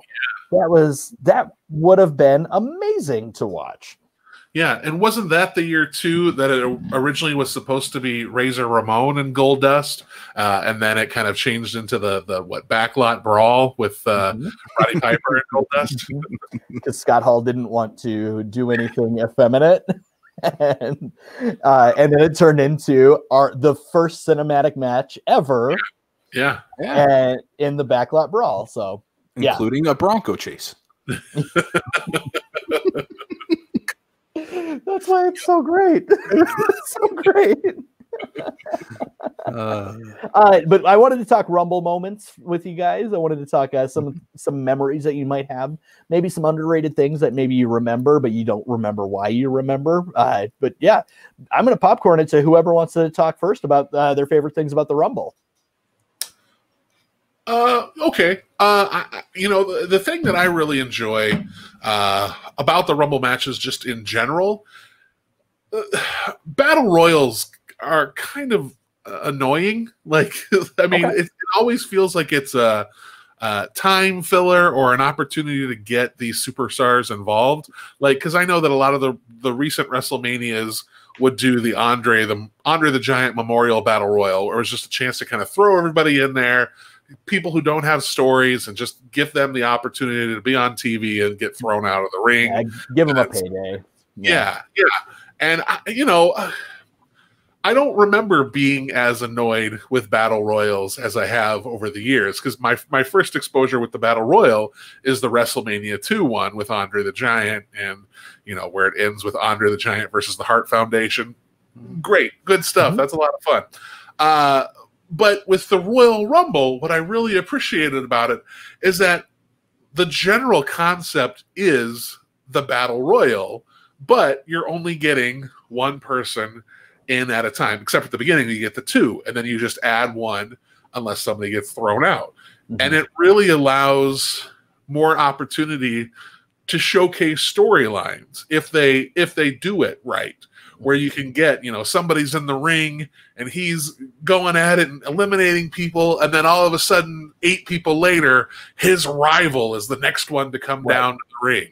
And my favorite of that is the Stone Cold, he's been eliminating everybody, and finally the next person comes down to the ring, and it is Bret the Hitman Hart. And that reaction that he has when he does the yep. It's so great. And it's like, I mean, that's the thing that makes this match so exciting, when they use it to help tell these stories instead of just to put, no knock on Drew McIntyre, but when they use it to put over somebody new, where it's just like, okay, it's this guy's time. Let's make him look like a badass and then get him over at the very end. So, but yeah, I really enjoy the older ones, and some of the newer ones too, where they tell a story. And sometimes I like the ones where we want them to tell a particular story, but they don't, and then somehow they course correct before WrestleMania, because like how they somehow made Rey Mysterio a heel for a night. Yeah, right. Yep. And made the crowd boo The Rock. Wow. Yeah. Wow. Yeah. Like, and nobody boos Rey Mysterio. You don't boo Rey Mysterio. Like, that is the ultimate good guy right there. And when he got booed, I was like, what? But yeah, I really enjoy the Royal Rumbles. I think they're great, a ton of fun.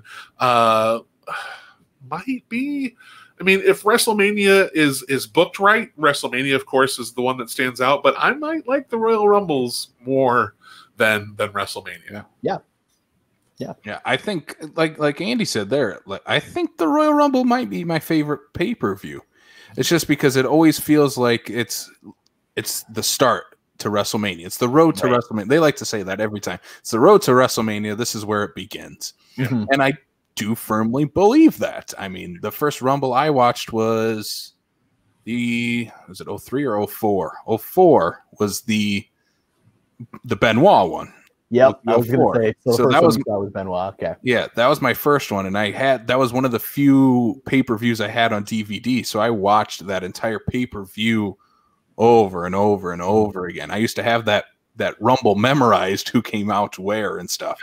And like Andy said, that feels like at that time they were still trying to push storylines with every 5 wrestlers that would come out. Like that entire Rumble feels like many of the people in it are setting up their WrestleMania matches. That's where we get, in the case of that one, that's probably my favorite Rumble. But you get Goldberg Brock is set up there.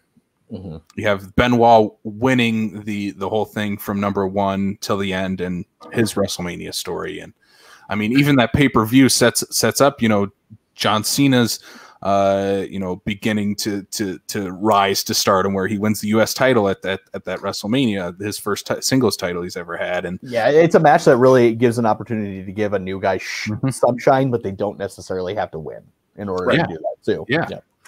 And I remember one of the vivid memories I have of that is when Goldberg enters at number 30. That was the big story going into it. It's Goldberg's 30. He's easily going to win it, head off to Mania, take on Triple H. And when he gets in the ring, he just spears the shit out of Nunzio, and it's hilarious.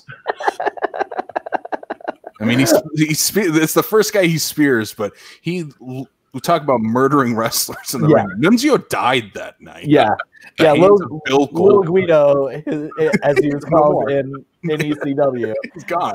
Little Guido, and he made Goldberg look like $1 trillion with that spear. He did, because that was him. Like that's a Nunzio, Little Guido. I'm always going to call him Little Guido. So I know it's not appropriate, but that's my call. He was lucky the moment that his body hit the mat after being tossed over, that he Jamie Foxxed his way back into the body there. It's him coming back down during the match.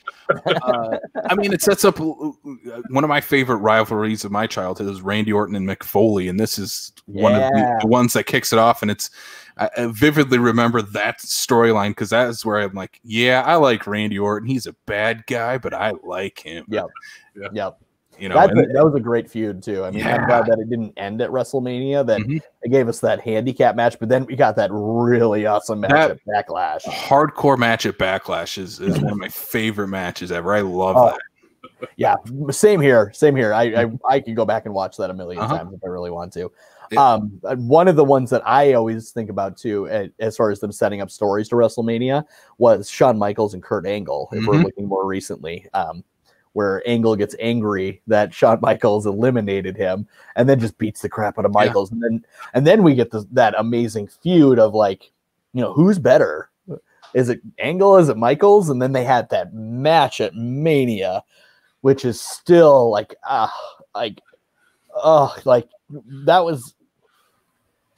was a thing of art. That match, it's one of the great Mania matches ever.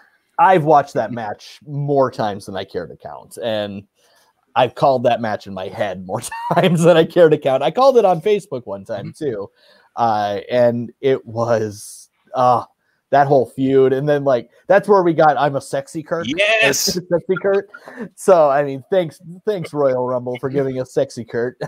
And then I also think do you guys have a favorite Royal Rumble? Casey, you said yours was 04.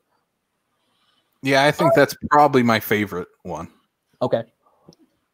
Mine, honestly, it might be I think it's the one that I think Flair won, and it was like what the third or fourth Royal Rumble that ever was. I 91 or 92. I can't recall off the top of my head. For the title, right? Yep. Yeah. And I think there are pieces there that really, because that was also the one where, oh shoot, I'm gonna forget his name, but it was like one of the Road Warrior wannabes came down to the ring and like got eliminated right away, like just came down and then got thrown right out. Like I always appreciate that when somebody goes out there and they're like, yeah, and then right afterwards they're tossed. Warlord? Yep. It was Warlord, yeah. Because to me it feels like, well, it's Vince sitting in the room. Well, we're gonna put you in the match, but god damn it, kid, you suck. So throw him out, get him out of there. Here's $5. Go home. Go to hell. I agree with you, Andy. That's my favorite Rumble is that year. Not just because it was an amazing Rumble. I recently watched that actually. Can't remember. Far back, close enough to where I remember some of the things about it.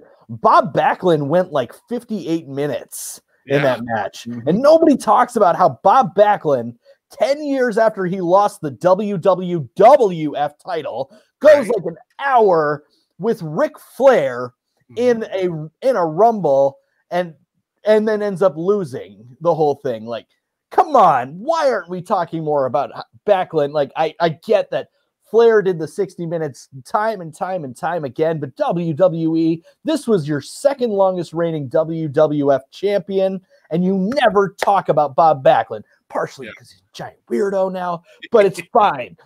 Let's talk about Backlund. And then I don't think you can mention that entire Rumble without mentioning the promo after. Yeah. When he does with a tear in my this is the greatest moment of my life. Anyway, I don't even know if that was any good. That was a pretty good Flair. Okay. Yeah. Just crying because my little girl is growing up. But the promo after it will probably go down as one of the best promos by Ric Flair, and that's saying something. That's going to go down as one of Ric Flair's best promos. And it's probably his shortest promo ever. But it was one of his best promos ever. And so that was a really great. I will always be affectionate toward the 96 Rumble because it was the only one where they only did a minute between people coming in. Oh, nice. And that was the one where they Bulldog and Shawn Michaels started at 1 and 2. And they went the whole time, and they were the last two in it. So that one is always one that I will think about because it was one of the early ones that I watched. But it was a quick Rumble, and they went the distance with that here for you. And it led up to the weirdest WrestleMania ever. But it was like, and that was the one where like Lawrence Taylor took on Bam Bam Bigelow in the main event. But it was a great Rumble. Any other memories that you guys have of the Rumble? Since you brought up a celebrity match, let's talk about frickin' Drew Carey entering the Royal Rumble. And eliminating himself. If I'm not mistaken, that's also the same one where Kane had his record year, right? Yes. Yeah. I believe that Drew Carey counted as an elimination for him. I mean, I think that's all fair. Kane had, was it 10 or 11? 10. No, it was 11. It was 11. It was 11, and then later Roman broke the record at 12, and then Brock broke it later. Yeah, because we got to give Brock Lesnar everything. He needs it. He needs the rope. He does. Yeah. You guys remember the 40-man Rumble? Yes. What a mistake that was. That was the only Rumble where I was like, we got to like 25. I'm like, oh, this is going to go on forever. This is enough. This is enough. Make it stop. Vince is going to send his grandkids. We don't have enough wrestlers on the roster. Know, right? Well, that's because we had to have 9 members of the new Nexus. That's right. Is that the Punk one where he's... Yeah. I mean, he's done that a couple times. I think he has a couple Rumbles where he has his cronies throw everybody out, and he's the only guy in there. Yeah, that one too. I just remember like because that was like the ending with Santino was about like the most enjoyable part of it for me. When you're thinking like, is Santino gonna win this? Like, this is like, and then he didn't, of course. But like, I remember. Go ahead. No, go ahead. I'll go back to my Santino question. Oh, I was gonna say I have a very strong affection for Santino Marella. Like I think he's one of the most entertaining things to come in wrestling. Like he was always he was consistently great in the role he was given. But remember his elimination chamber match with Daniel Bryan? Yeah, where he wasn't supposed to be in the match because somebody got injured, and then they let him be the last one, and it was awesome. And everybody wanted him to win. Yes.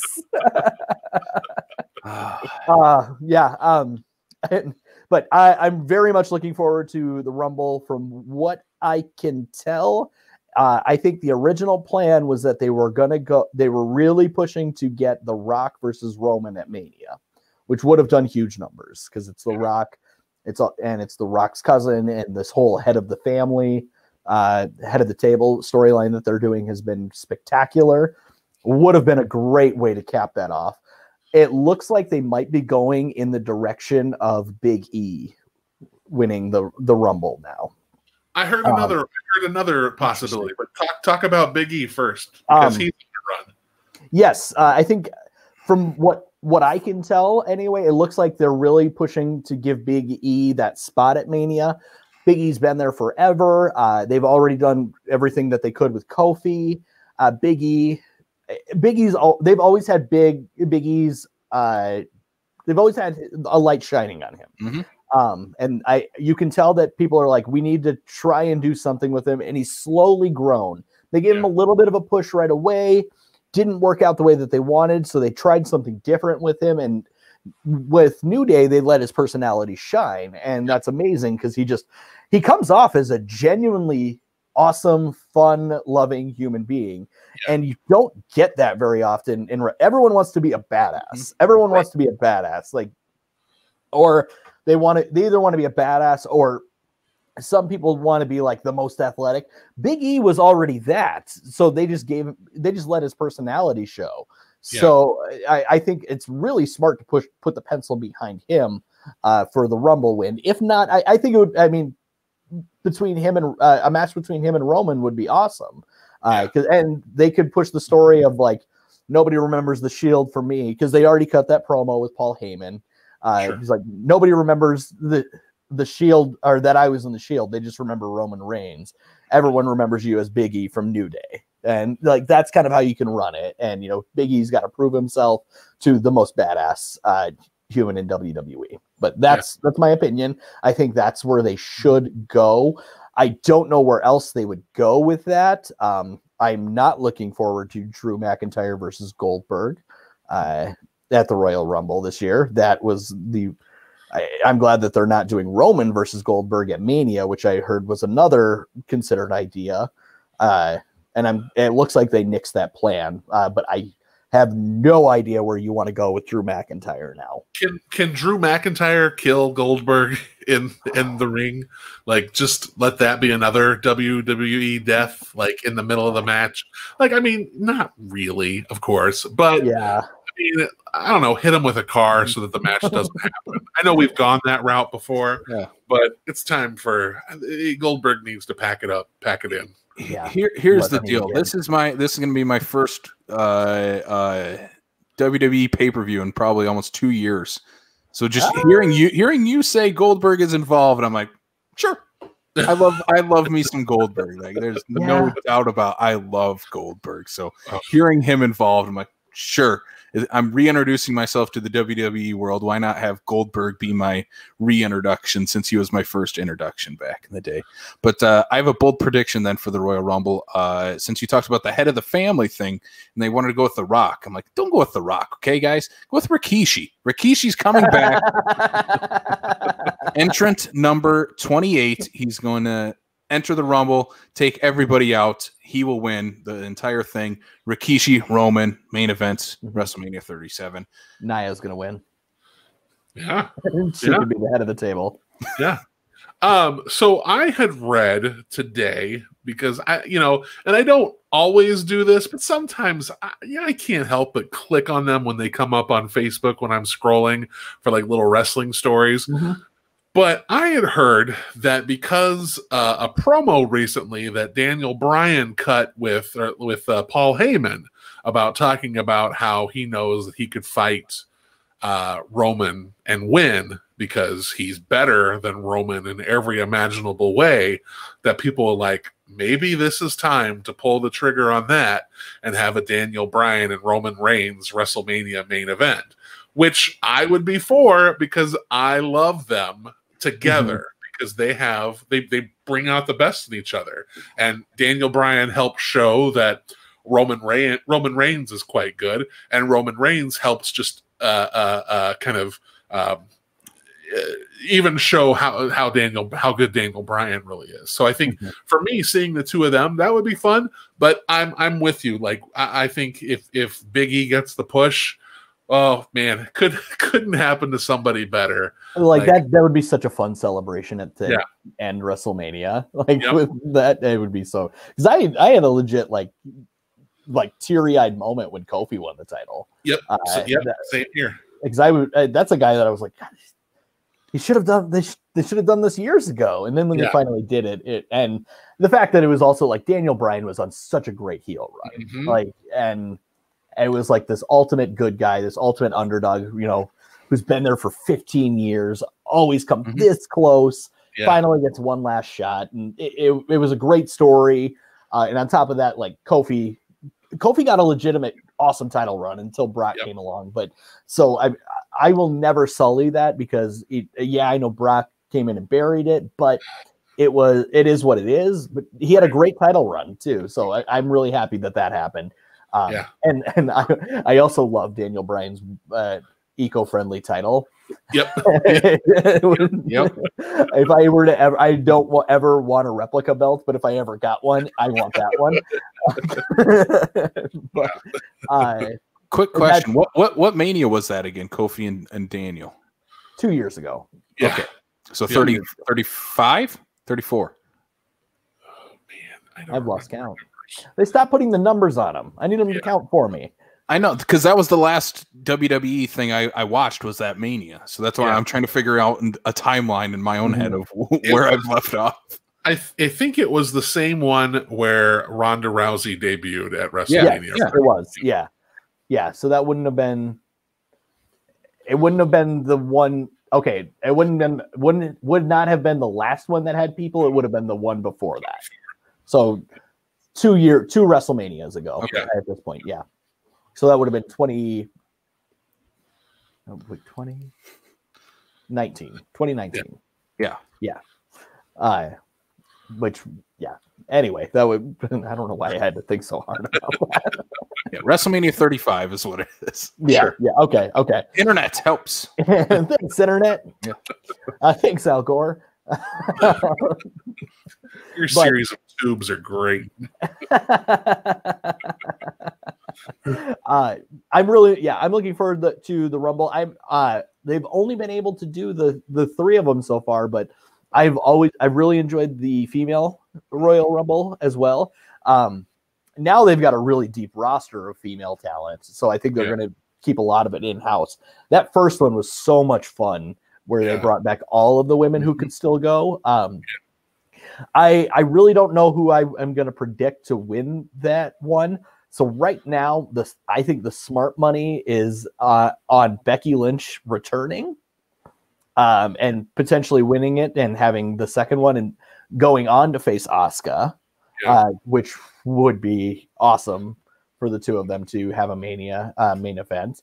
Or I can also see somewhere between there that they do Charlotte and Asuka, and eventually do Becky Lynch versus Charlotte Flair at Mania. But I don't know how, if after having a baby, if Becky Lynch is well enough to go. So that's just hearsay. I will always hold a grudge that they didn't pull the plug on Shayna at the Rumble. that they had to do it in a different style of angle. I thought not just that Shayna was. I don't even. It's not even just that Shayna's local and that like I'm texting with Shayna's dad when she's debuting for personal reasons, but they should have done that. Like she should have come out at 30. She should have been a monster. She should have upset Charlotte Flair. That would have put her over. That would have made her look like the biggest badass to go in and face Becky Lynch. Should have just kept going with that, but that's just me. I don't know where they would go with the female Royal Rumble, but I don't know if you guys have any opinions on that. Charlie, I don't even know who's the champions right now. I don't have an opinion on this. Trish Stratus is coming back and winning the whole thing. Bold prediction: Rikishi and Trish Stratus. Why not? I'm all for Trish having it's 2001 all over again. It's Sasha Banks and Asuka. Yeah, current champions. Yep, and Asuka and Charlotte have the women's tag team title. So that's where they're going with that. I guess smart money would probably be that they would do Asuka versus Charlotte at Mania for the female the female side of the championship. Yeah, I would imagine somewhere unless I'm wrong with this, I would imagine they do something with Alexa Bliss getting a singles title, which, I mean, Alexa could be the one who wins now that I think about that, which would be awesome. Bray Wyatt's burned corpse will rise from the ring and help Alexa win the match. That might be a fun way to go about it, actually. I mean, that would be like bring Bray back to win the Rumble, and then Alexa wins the women's Rumble. Yeah, that might be a fun way to go about it. And then Bray faces Drew at Mania, and then Alexa faces Asuka or possibly Sasha. Yeah, like that might be a fun way to go about it, because we've seen Roman Reigns versus Bray more times than we care to count. So Drew versus Bray would be a good way to go about that. Oh, okay, and then he gets murdered in the ring at WrestleMania by Drew McIntyre with his sword. Yeah. Yeah. We watch Bray Wyatt get his head cut off. Yes! Oh my God! Just him in his kilt holding Bray Wyatt's head? There can be only one. Yes! Yes! That is the tagline for this year's WrestleMania. Yes!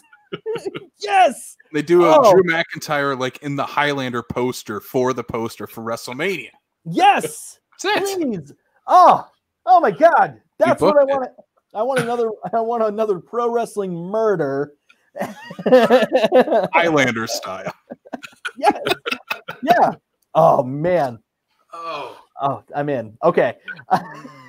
All right. I want to do Build Your Bowl with you guys, because we decided to switch it up a little bit. We might do we might do the fan casting a wrestler's biopic another time later, but we decided to switch it up this time around, and we are going to recast an entire movie using maybe not the entire movie, maybe it's just some select ones. We are going to recast 1992's The Mighty Ducks using pro wrestlers. Now, you could select characters if you would like. There was one that Casey brought up that he's like, isn't it obvious? I'm like, well, now it is. But I had one recasting with that I think is going to blow your mind, but I want to hear your guys's as well. Just name characters and which wrestlers you think should replace them in the role. Do you? I have my list. Do you? Okay, I didn't work on it very hard. I only had a couple of them. I forgot we were doing this until we started. I'm like, oh yeah, we need a fan cast the Mighty Ducks. That's easy. Yeah. Should we? Do we kind of want to go around the room and kind of just discuss the characters that we have? I mean, Gordon Bombay is, I think, our main character we got to focus on here. Emilio. Okay. Who did you have for Gordon, Casey? I went with the guy we just talked about not too long ago when you're talking about Royal Rumble moments. He'll have a tear in his eye by the end of this movie. Ric Flair as Gordon Bombay, Coach Bombay. Amazing. The the businessman who gets pulled over and has a DUI and has to teach the Pee Wee hockey team from Minneapolis, Minnesota. Ric Flair could pull it off. I think he's the guy that has that big character change that he grows to love this group of misfit hockey players. Okay. That's good. Okay. That's a good choice. All right. For Emilio, I had William Regal. Yes. Him being the head of NXT, just kind of like, and I just want to hear some of those lines like, you gotta have soft hands with William Regal. Like with that Liverpool accent, just quack, quack, quack, Mr. Bessler.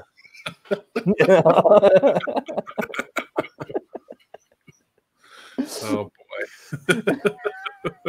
I think that's the real thing, is who can say quack, quack, quack with no seriousness.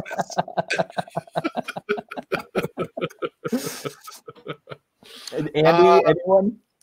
Yeah. So, I have this because there's an idea in mind for the rivalry here. So my Gordon Bombay is none other than the game himself, Triple H. Okay. Triple H is my Gordon Bombay. He is one who likes to help now at least. He is one who likes to help foster young talent. And I think, a kind of comeback story for him. He is a man who kind of mastered the comeback story when he was in the ring, coming back from multiple injuries time and time again to rise to the top. So Gordon Bombay, Triple H is filling the role in this remake. Nice. Very nice. He does have the acting chops if you have seen The Chaperone. It's true. It's true.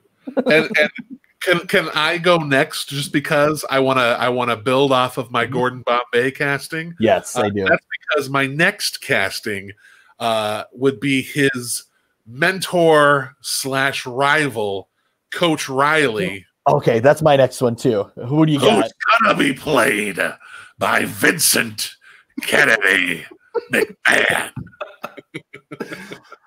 That's a good pair up. Yeah, it's the classic rivalry between the multi-millionaire mogul who runs the company and his son-in-law who wants to take over the company. But I think here, putting those two against each other on the ice, that's the way to go. Nice. Casey, who do you got for Coach Riley? Coach Riley, I have the only guy who I can hear chant, "Win, win, win." Vincent Kennedy McMahon is Coach Riley. Yeah. So I kind of, off the top of my head, I cast Emilio. I am going to recast Emilio for this just because I stuck with my Coach Riley. Sure. But I want to change it up here for you. Yeah. So I'm going to change. Emilio Estevez is now the one and only best in the world, CM Punk. All right. Okay. Your Coach Riley is? My Coach Riley is none other than the greatest Raw general manager in the history of professional wrestling, John Laurinaitis. People power. Look at your arms, Vince. You got great arms. You look great, Vince. I invented the cutter. I had a wonderful career in Japan. I'm Road Warrior's brother. Okay? I'm Road Warrior's brother. Yeah, I've stuck with that since we said we were going to do this. I was like, because I don't even think I told you guys this, but I was like, Coach Riley is John Laurinaitis for me. That's fine. I think it has to be CM Punk and John Laurinaitis in that pairing. I want to hear more on from Casey because I think we didn't get much. I think I cut you off on your Vince McMahon. He's the greatest heel in all of wrestling history, so he has to play obviously one of the greatest heels in cinematic history, Coach Riley. Okay, got it. Yeah. I don't. I guess I should have. Again, doing this 5 minutes into the show didn't help. But man, I am liking how you guys paired the two together. I might have to think of a new Bombay if I'm keeping Vinnie Mac and Riley. So, Casey, I'm going to go ahead and let you have a little peek behind the curtain here. Okay. You want to know when I cast this? Right now? Yeah. Oh, yeah. Okay. Right. the cast on IMDb, and I'm like, oh, yeah, that would be good. That's amazing. Okay, who do you guys have as Charlie? Joshua Jackson. The great Joshua Jackson. The great Joshua Jackson. Andy, Anything? do you have any? The Monday Night Messiah, Seth Rollins. He is whiny like Charlie. Look, here's the thing. Here's the thing about Seth Rollins. Like he's the guy that like I'm the best. I'm the best. Am I really the best? Am I really the best? Like, somebody's got to do this for me. I can do it. I can do it. I'm from Iowa. I can do it. Buy my coffee. We don't all talk like that. I married Becky Lynch. No, I just think with Seth Rollins, it's kind of that, you know, there's a lot of mentor type rankings in WWE, and I think one of my favorites kind of mentor, even though there's that betrayal, of course, because that's how wrestling works. I think the Triple H Seth Rollins mentor upcoming talent relationship that they had, that storyline they had, I think that translates well. So I think Seth Rollins as kind of the second, the captain of the team, the true captain. That's Seth Rollins. Mm-hmm. Very nice, very nice. Casey, I went with a guy who was the longtime captain of the WWE. He is the Doctor of Thugonomics, John Cena. That's fair. It's fair. I have John Cena on my team, but somewhere else. He is full 2003 Doctor of Thugonomics John Cena in this movie too. Very nice. Yeah, it's good. Very nice. Fully playing up to the kids from the wrong side of the tracks here. Yeah. Oh my god. I went a completely opposite route when I was thinking of this. I was thinking of like this underdog person, and you guys are like Spike Dudley. Yeah, actually, I cast Joshua Jackson and Charlie Conway, Daniel Bryan as my ultimate underdog for that. Sure. So I think Daniel Bryan, WrestleMania 30 speaks for itself there. I can also see him just being raised by a single mother and being like really just like affectionately finding a father figure wherever he can. So that's who I have for Charlie Conway. Which character did we want to do next? I had Fulton Reed. I think he is a big character you have to cast. Okay. Yeah, you need you gotta get Fulton in there. Who do you got? Well, I mean, we have one half of the Bash Brothers. I'm gonna have one half of the Brothers of Destruction, Kane. Yes. Yeah. Fully masked Kane too. Fully masked Kane as Fulton Reed. Mm-hmm. Yeah, he is my heavy hitter for the team. He is our enforcer. I mean, Kane kind of looks like the actor that played Fulton Reed.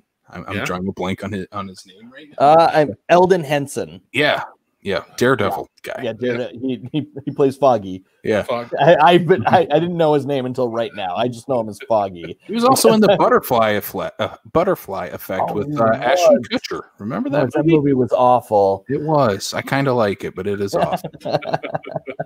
And obviously, when we recast Mighty Ducks 2, Undertaker is coming in as the other half of the Bash Brothers.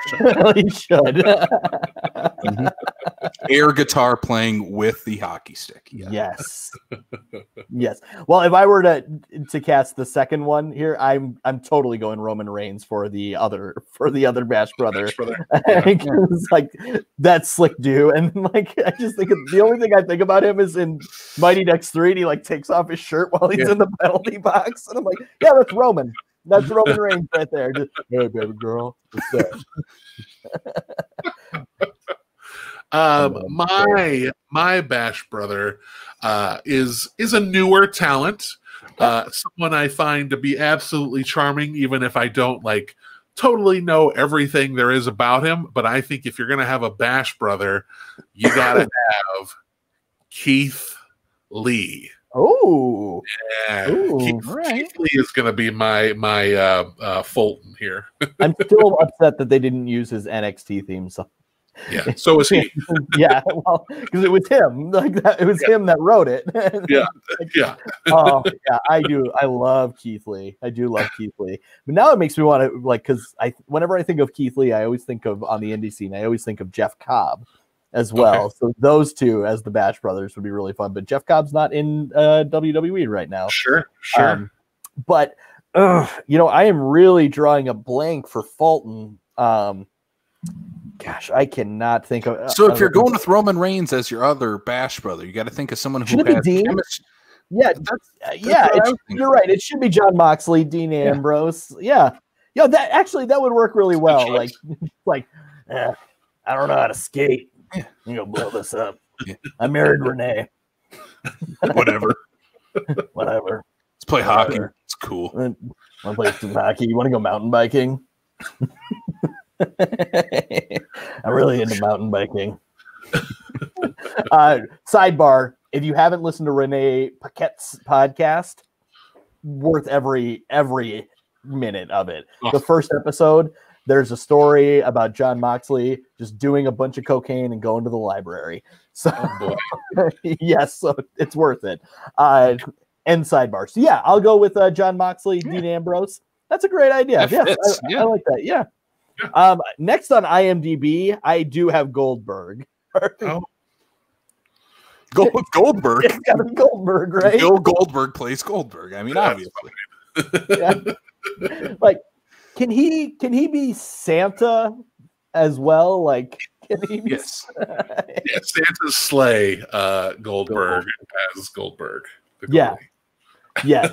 And I just want him to lose his soul in a curling match. Oh, here's a good one. Averman. Yeah. Yes. Okay. I'm gonna kick it off to you guys. I got to think on that one. I didn't write any of this down either, Andy. Averman's kind of the wisecracking. Yep. Yeah, the one that's the sarcastic. It's the glasses on. Yeah. Who's a sarcastic bastard in wrestling? Not many of them. No, none at all. CM Punk is going to be my sarcastic bastard, Les Averman. I like it. Yeah, that's awesome. That's awesome. Mine, I'm going to go with because Averman feels like the goofball of the team to me. Mm-hmm. Very sarcastic, doesn't take anything seriously. And a guy I think that will fit that perfectly. Actually, I have two guys, and the way I'm going to put it is they're going to play Averman in every other scene. They're just going to switch out between the two guys. Edge and Christian are playing. Oh, good. This is a good choice. Yeah, complete with their Edge and Christian glasses. That is a great choice. I actually, I agree. I like Christian in that role a little bit more than Edge. But that's a pretty good one. So I'm going to go the same route. If we're going loudmouths, that kind of annoy everyone, and you just go, "Oh, shut up," The Miz. Yeah, that's a very good choice.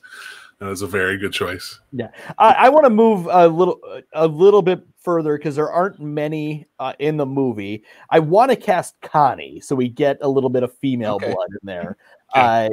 Just so we get that. So Connie, who is played by Margaret Moreau from Wet Hot American Summer fame. Summer. Yeah. Who would you have as Margaret Moreau, Connie? So I'm gonna go ahead and just jump out and do this one because in the film, her boyfriend is Guy, the other guy. Guy is kind of a hippie. Yep. Which means that Guy is Daniel Bryan, which of course means that Connie is Brie Bella. All right. I'll give you that one. Okay. I planned that one. When we started this, that was like, oh yeah, Daniel Bryan's a hippie. Yep. Oh, I'm trying to think. Okay, so Guy was kind of like, just cool with everything. Yeah. Okay. He kind of faded into the background, which is not where Daniel Bryan belongs, but he's peaceful, man. See, that's kind of how I cast my Guy and Connie together too, because they're a pair. They're the couple of the team. For Guy, I went with a guy who can at least spark a little personality into the character and give him an actual character. Okay. I went with a guy who knows all about playing champions. I went with Le Champion, Chris Jericho. Okay. Yeah. Who did you have for Connie then? And then I went with, I was trying to think of who of some of my favorite like on-screen wrestling couples. And one that I grew up with that I always really liked, and obviously as wrestling goes, did not turn out the way 10-year-old Casey wanted to. Chris Jericho is with Trish Stratus. Okay. So we have our two Canadians on the ice rink there. I think I have a lot of Canadians in here. I have Edge and Christian in there too. That's a good one. I mean, we have to. It's a hockey movie. It's hockey. Yeah. Chris Jericho and Trish Stratus as Guy and Connie. Okay. I will be. When this movie came out, my crush on Margaret Moreau was real, and still is. Because the Wet Hot American Summer movie came out, I'm like, she hasn't aged like a bitch. She looks like she was just in the Mighty Ducks. The show that came out like 3 years ago, she still looks like she did in the Mighty Ducks. Yeah, it's crazy. It is crazy. Okay, so I'm going to go the same route that Casey went with a wrestling couple. Not a real couple, but a wrestling couple, because I think of the guy with Guy in the same right. So I'm going, Guy is Edge. Okay. And Connie is Lita. Sure. Sure. Yep. That makes sense. That makes sense to me. Who else do we have? I have two more on here that I think are the main characters. I think it's and I think these two go together too. Jesse and I don't know the other guy's name, Cake Eater. Yeah. Oh yeah. I've got three people left. Okay. Yeah. Okay. Who's your third one? I have Hans. Yeah. I have Adam Gates, Cake Eater, and then I've got Jesse as well. Okay. Let's do Hans first, because I think that's the one that Casey still needs to do. I do. Yeah, I need to think of that one. You guys go ahead if you have one. Who do you got for Hans? So this is going back to that mentor relationship. So for me, this is where I put the Nature Boy. Woo! Ric Flair as Hans, because he is a lifelong mentor to Triple H. So yeah, that's where that fits for me. Nice. All right. So Hans, I just think of as a little bit of a like poke instigator, kind of like you got to do this, you got to do this, but subtly, right? Sure. Subtle. Sure. I'm gonna go pretty old school on this one. Okay. Classy Freddie Blassie. Okay. Yes. Yeah. All right. Because then he comes out in the jersey and he's like, yeah.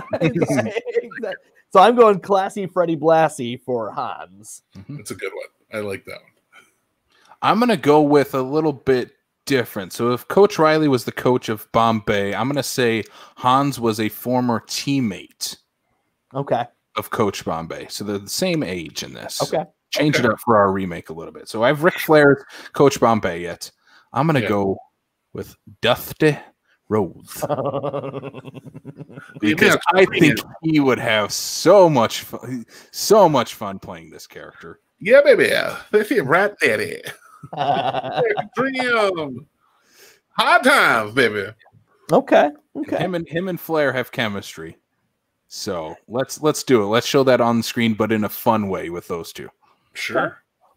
All right, so we got Aberman and who else? No, we've got Adam Gates, Cake Eater, and Jesse. Okay. Yeah. Jesse. We've done I got Jesse. Okay. Yeah. Jesse, I'm going Big E. Oh, yeah. I was going to go with another New Day member. Yeah, I'm going Big E. Yeah. I'm going Xavier Woods. Okay. Are you going Kofi? I should now. No, I'm going with Booker T as my choice. Yeah. He's kind of he's a little fiery. He's super into the he feels like the most into the team, like the most the one that takes this hockey thing really seriously. And I feel the same with Booker T. Obviously, he'll be King Booker in this too. Sure. So whenever he's playing hockey, he has a pinky out. Obviously. Here, I got to put it out. Otherwise, I'm blocked by the logo. When in doubt, pinky out. It looks like the guy. It looks like our guy is like a finger puppet for me right now. Watch where you're pointing that finger, Charlie. All right, Cake Eater, Adam Banks. Yeah. Who do you guys got? Casey?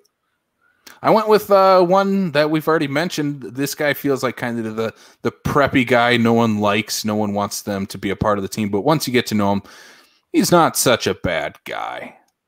So I'm going with reality TV star Mike the Miz Mizanin. Okay. Yeah. Good choice. All right. My guy, you don't want to like him. You don't. Mm-hmm. You don't want to like him, but he is one of the best. You just have to be able to see him. It's John Cena. That's a good one. That's a really good one. Nice. All right. Whenever I think of Adam Banks, though, I think of like the young hotshot who's coming in from the outside. He's been successful everywhere else, but nobody's heard of him. Finn Balor. Sure. Yep. Young hotshot guy, just looking to prove himself. All he wants to do is wrestle or play hockey. Yeah. We should have made it a rule that we only did Canadian wrestlers. We should have. Because it's a hockey movie. Canadian or Minnesota-born wrestlers. Yes, exactly. And in one piece, which is actually quite a bit of wrestling. Flair's right out of Minnesota. One thing I forgot to mention when we were talking about things that have happened, local talents, Top Flight from Minneapolis got signed to AEW. Yeah. So they had a banger of a match with the Young Bucks. So congratulations, Dimitri, Darius. I've worked with them. I know I posted a picture of me in the ring with them. I got to announce them in a couple of different shows. Great kids. Yeah. Really great kids. Very happy for them. Super cool. So especially during this time to make this happen. Yeah. Good for them. And they've got the support of the Minnesota wrestling community too. I know, like the guy who trained them, Eric Cannon, like he bought their first shirt on AEW's website just to help support them. Like, nice. Yeah, I'm happy for those guys. So, but that was fun. I really liked recasting the entire. I think if we do that, we're gonna have to stick with like ensemble. I know we talked about maybe doing the Avengers someday, but I think we'll try to find like oddball ensemble movies if we do it that way again, like this, just to give us a little bit of a challenge. The Usual Suspects. Yeah. Oh. Reservoir Dogs. Right. That would be fun. All right. So we're going to wrap this up. We're coming up on that 2.5 hour mark, and I think it's time for us to go to bed and make sure we're checking the news and make sure nobody died. Yep. But as always, Casey, you do enjoy your impressions, sir. And who do you got for us today? Well, I will leave that up to you guys. I don't have anything planned. Oh, man. We need a wheel of talent. Just spin it and then have Casey have to do whoever's on there. We could. That'd be fun. Now, I know I can do Drew Galloway or Drew McIntyre. God, I need to stop watching indie shit and start remembering the WWE names. The Chosen One. Yeah. I could do something as Drew McIntyre. You should do his like something with Highlander, just like how he would promote WrestleMania via Highlander. I'm gonna just look up Highlander quotes because now that you're putting me on the spot, this is gonna happen here. Do you know what Highlander is, Charlie? I know what Highlander is. I don't. It's the greatest movie. It's the greatest movie of all time. Yeah. I just don't remember it that well. It's better to burn than to fade away. I'm Drew Galloway.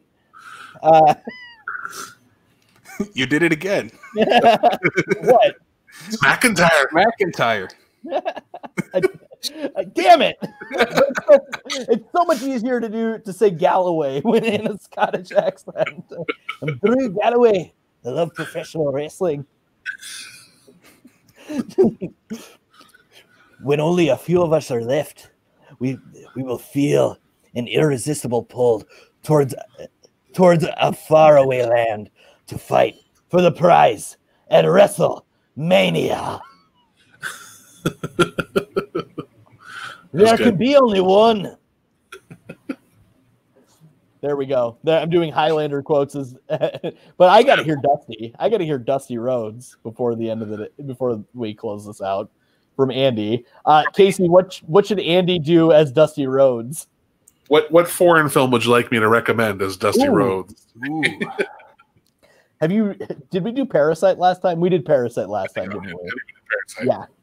Have I watched any foreign films lately? Let me see. Dusty, can I hear your thoughts on Train to Busan Peninsula?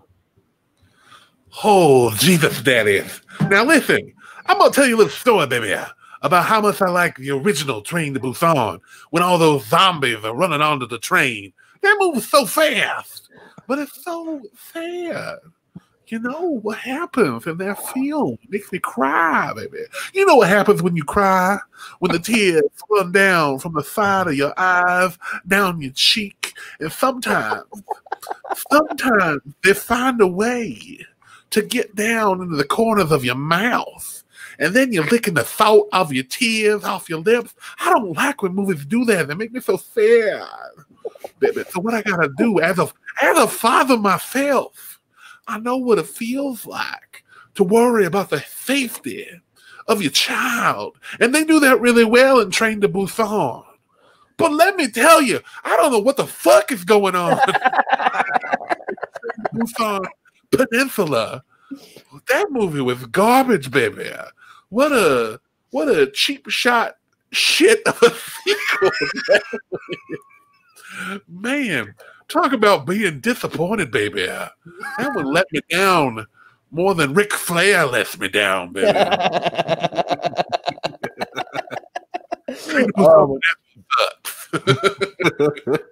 Andy, the one impression I'm going to put you on the spot for, because I think you could pull it off if you, between now and the next time we record, I'm going to make you do something as Conrad. Oh man. Okay. I think you could pull that off. All right. I will listen intently, which that's nothing different for me. I listen to those podcasts probably every night at bedtime. I'll put that on and fall asleep to the sweet, sweet sounds of Conrad Thompson. Yeah, I love Conrad. I really do. But sometimes I feel like he's like the friendliest Southern salesman ever. Hi, I'm Conrad Thompson. I'm here to sell you a home. And that's like just like, have you ever? Do you remember when you tried to buy yourself a home?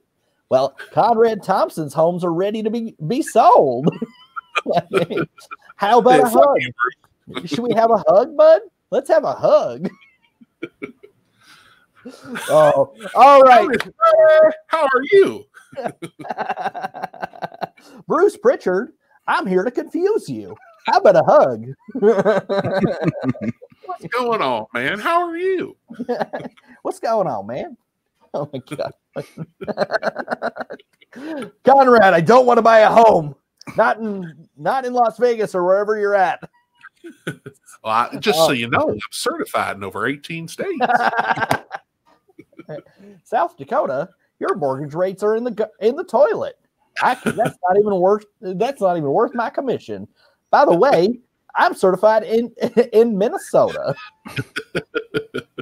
I will work on this Conrad Thompson impression. I'll swing it next time. Oh my God, that's awesome. Okay, well, let's wrap this up, guys. Remember to check NAMI.com if you are struggling in any way with your mental health. Find your comforts, have some fun, watch some wrestling. Boys, thank you so much for joining me. I love our talks in our chat, but getting to actually see your faces. I know we did this in person last time, and due to the rise in numbers, we decided not to do that. So hopefully in the future, we'll be getting together to do this in person again. But thank you guys for joining me and helping to entertain me for the last 2.5 hours. And hopefully we were able to entertain anybody else who's watching for the last 2.5 hours as well. You, the viewer. You guys, we're really excited to entertain you guys, here and whatnot. Why is and what? It's been 2.5 hours since I said that. So I know it has. That's special, and my iced tea is out. All right. Well, thank you guys very much. We will hopefully see you in the month of February as well. But again, enjoy some wrestling in between, and we'll see you next month. Bye-bye. Bye.